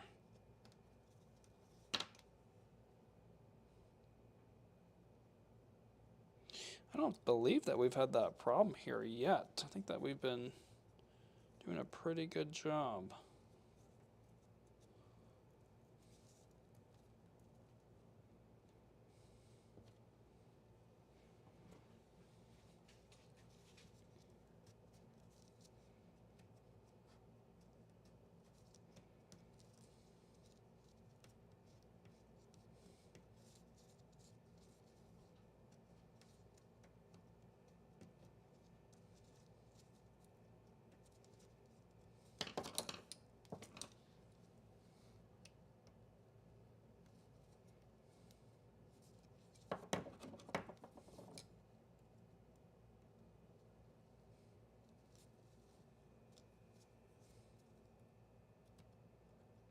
Oops. Nicked off a little bit of that foil. We're going to do a little repair here.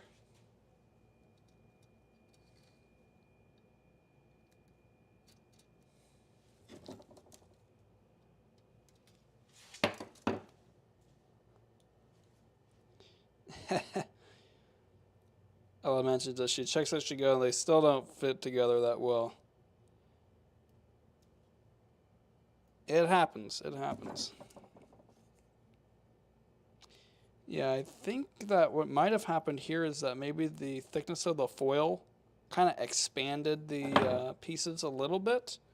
And when you have them that close together, you can start to run into that issue that we're running into right now.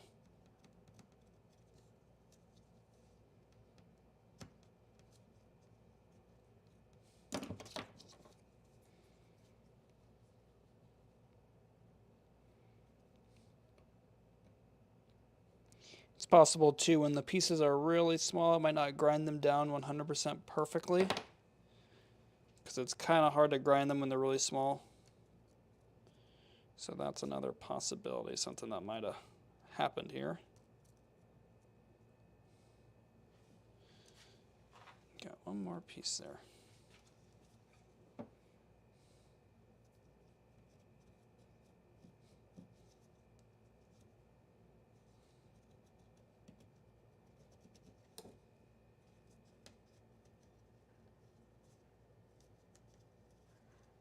And hey, Christine, thank you for joining us. We're doing the cat window today, cat panel.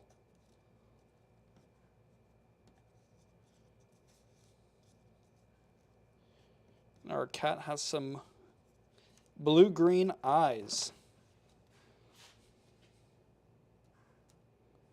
And that is what we are working on right now. Okay, that we got it here. I'm going to go ahead and click on the iron.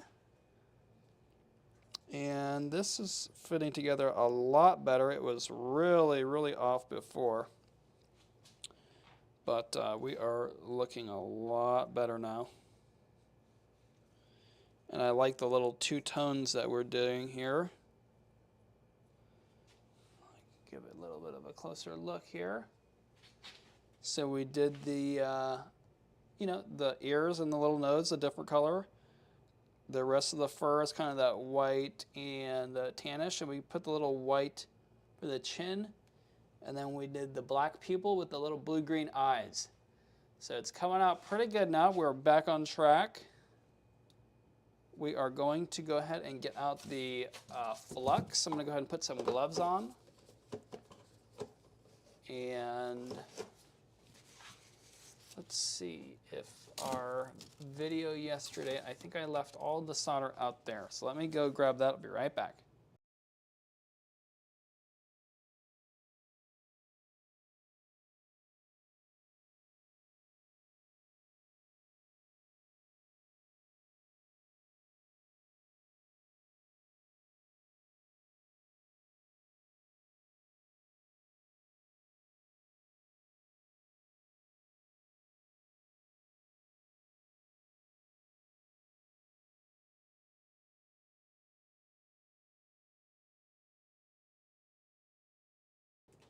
All right, got our solder right here. Oops. I like to put on some gloves here, try to not touch stuff too much if I can help it.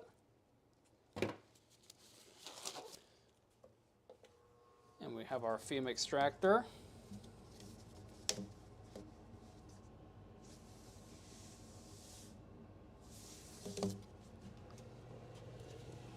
Okay.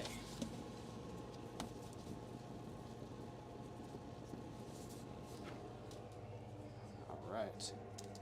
Get that set up. Go ahead and grab some flux.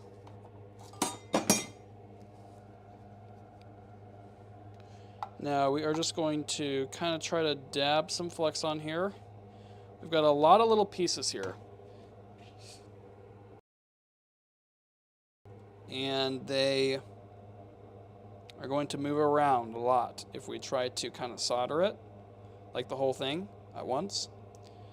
So we are going to first tack solder, and then we will kind of do the rest. So here's our iron here. Let's see how we're looking. All right, we're getting there. Oops. Just dropped a little solder right on the perfect spot. So we're just gonna kind of tack this thing in until everything is at least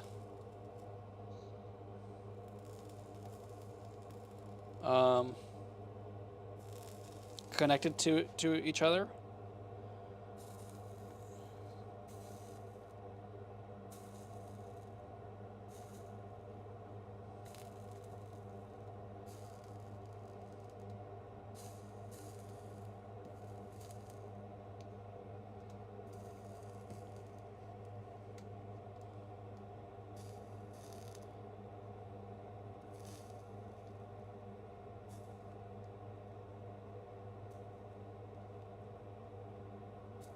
Make sure that we are all one right here. And I think we're pretty much there, if not there. Let's see if we can pick this thing up. Okay, good. It's all staying together. We're going to move it off the little pattern. And now we are going to really flex this thing up. We don't need to try to save any flux or anything. And then we can really put some heavy solder on here. Now we do have some small pieces, so we're going to want to make sure not to cover them up with the solder. Okay?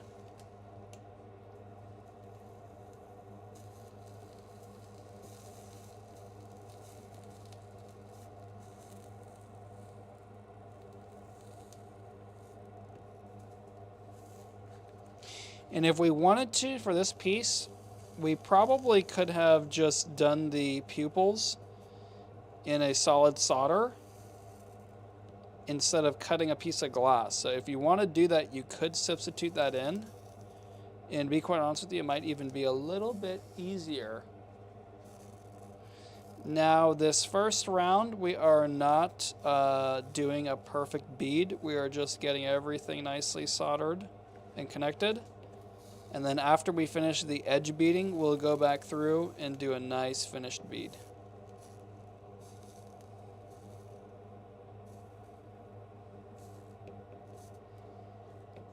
And we're going to make sure to tin the perimeter first. It will make the edge beading later much easier.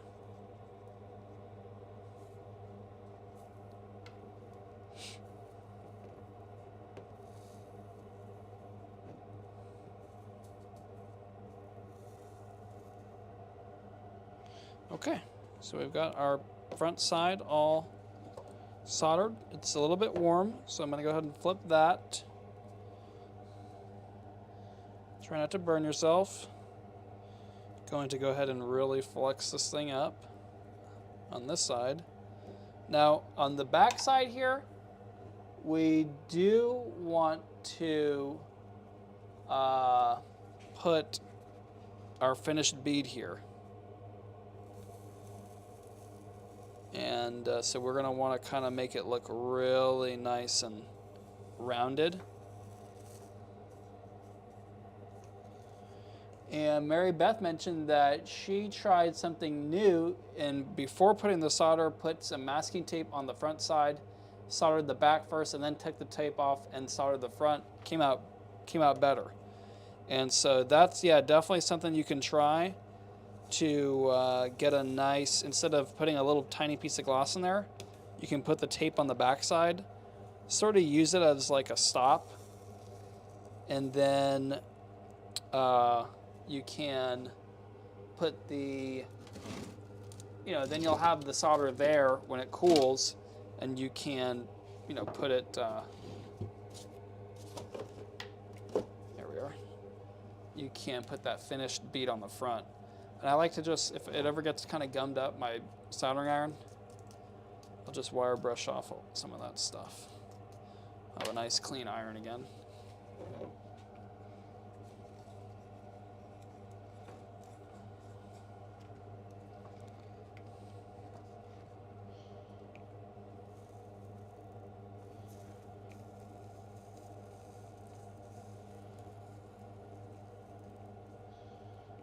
So we'll do a nice finished bead here.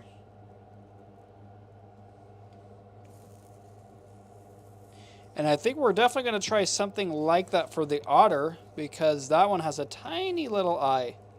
I mean, it won't even be feasible to cut a piece of glass like that. So for that one's little eye, we are definitely going to be doing that.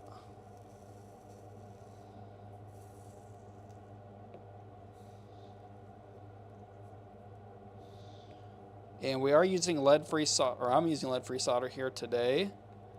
It's a little bit harder to work with. And so in order to get a nice rounded bead, you have to kind of tap that sort of molten edge into another molten edge, and it'll just kind of give you that look you want. And sometimes when you go over it too much, you end up kind of going backwards. So,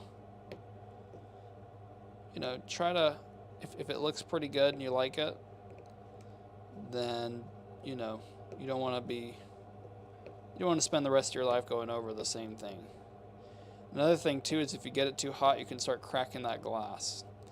I mean, it takes quite a bit to get to that point, but it is a possibility that you want to avoid. And if it looks like it's really sunken in all the solder, you probably need to add just a little bit more.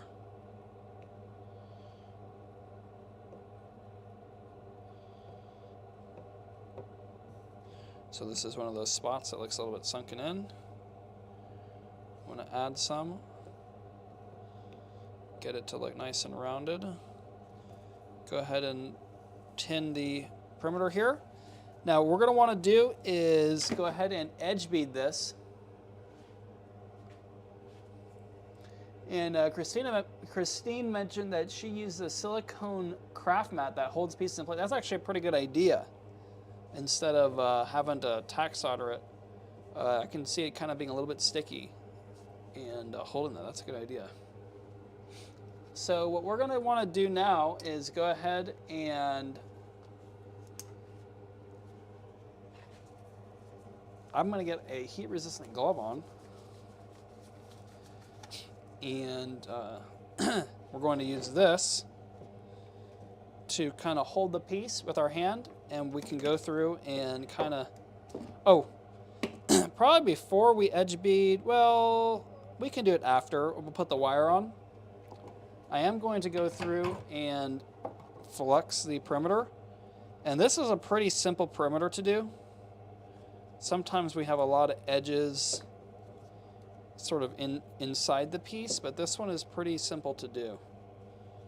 So we can just start right from the top. I like to position my solder kind of up so that I can easily kind of just grab it and just do the edge beading, and we can rotate the piece in our hand as we go along.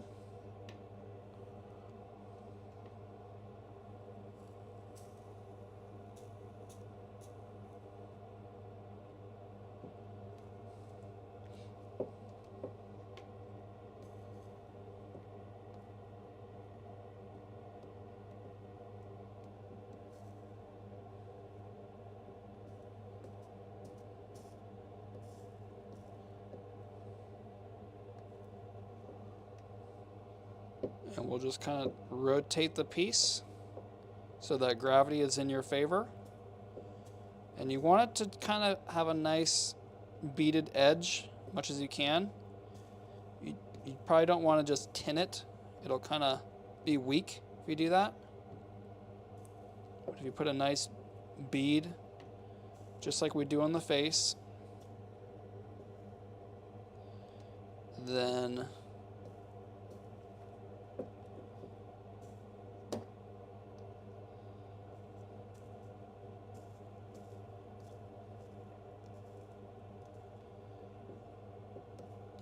you'll get the results that you're looking for.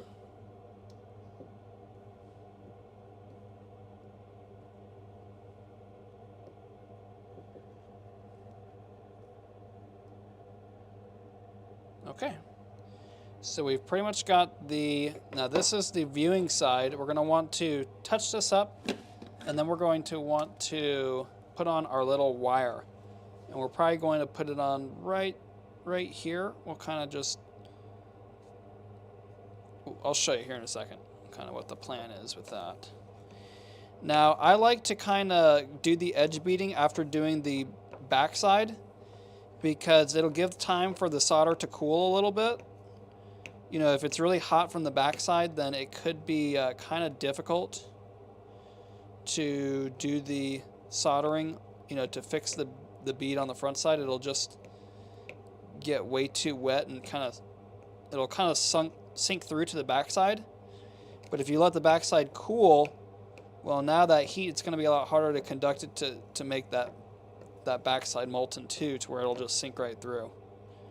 So that's why I kind of do it in this order.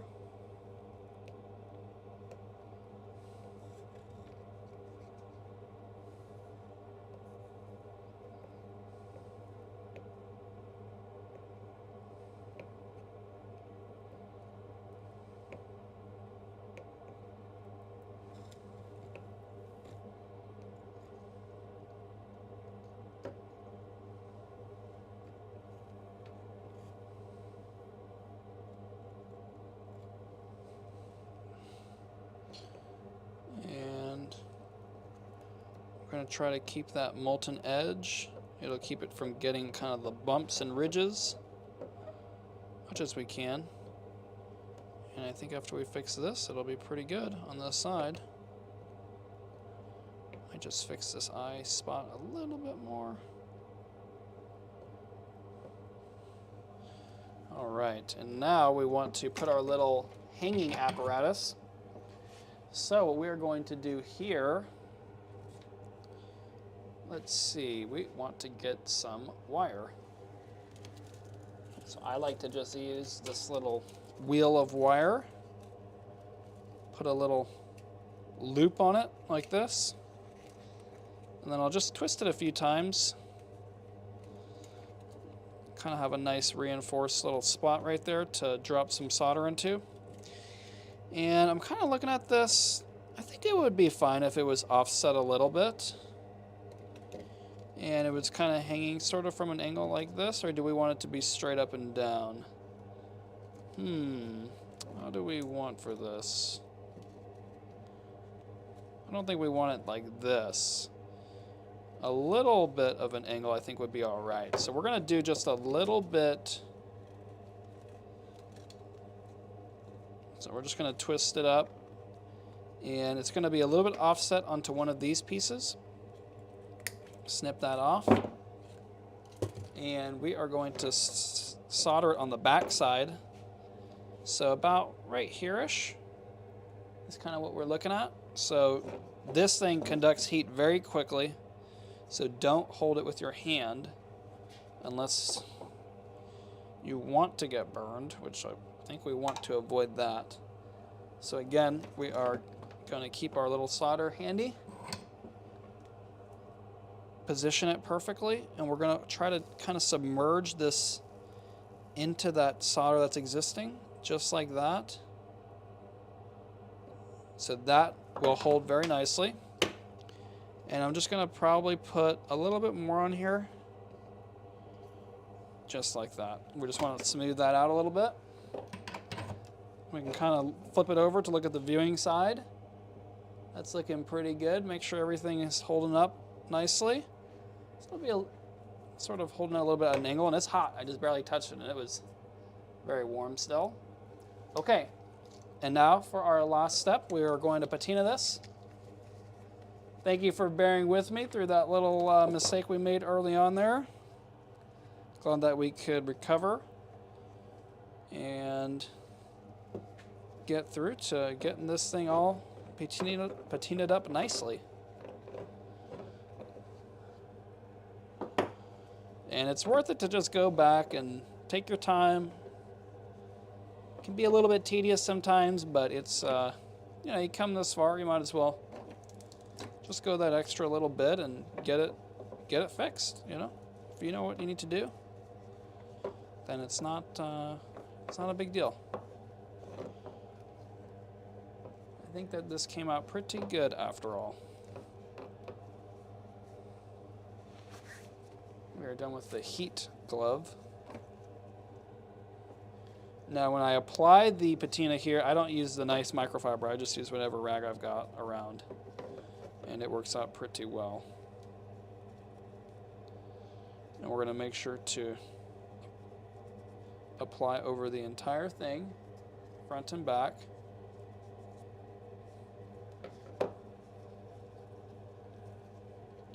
And I'm actually running out of patina here. Got maybe enough for 1 or 2 projects left. I have to remind myself to get another little bottle. I don't want to run out in the middle of this stream.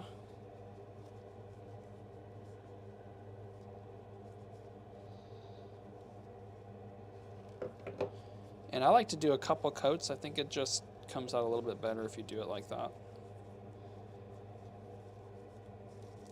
A little bit more of a consistent, even finish.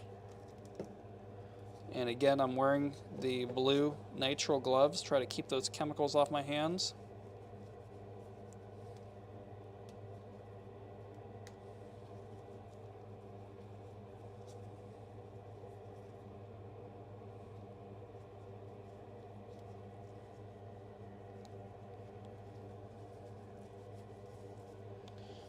And with that, we pretty much have reached the end of today's video. Just gonna dry it off with another cloth here. It's not all saturated in patina. And I do hope that everyone enjoyed today's video. If you haven't already, check out in the description the free Stained Glass Mastery community, where we've got tons of free courses, patterns, and a great community of artists just like you to interact with, ask questions, and share your projects. So again, I hope that everyone enjoyed today's video.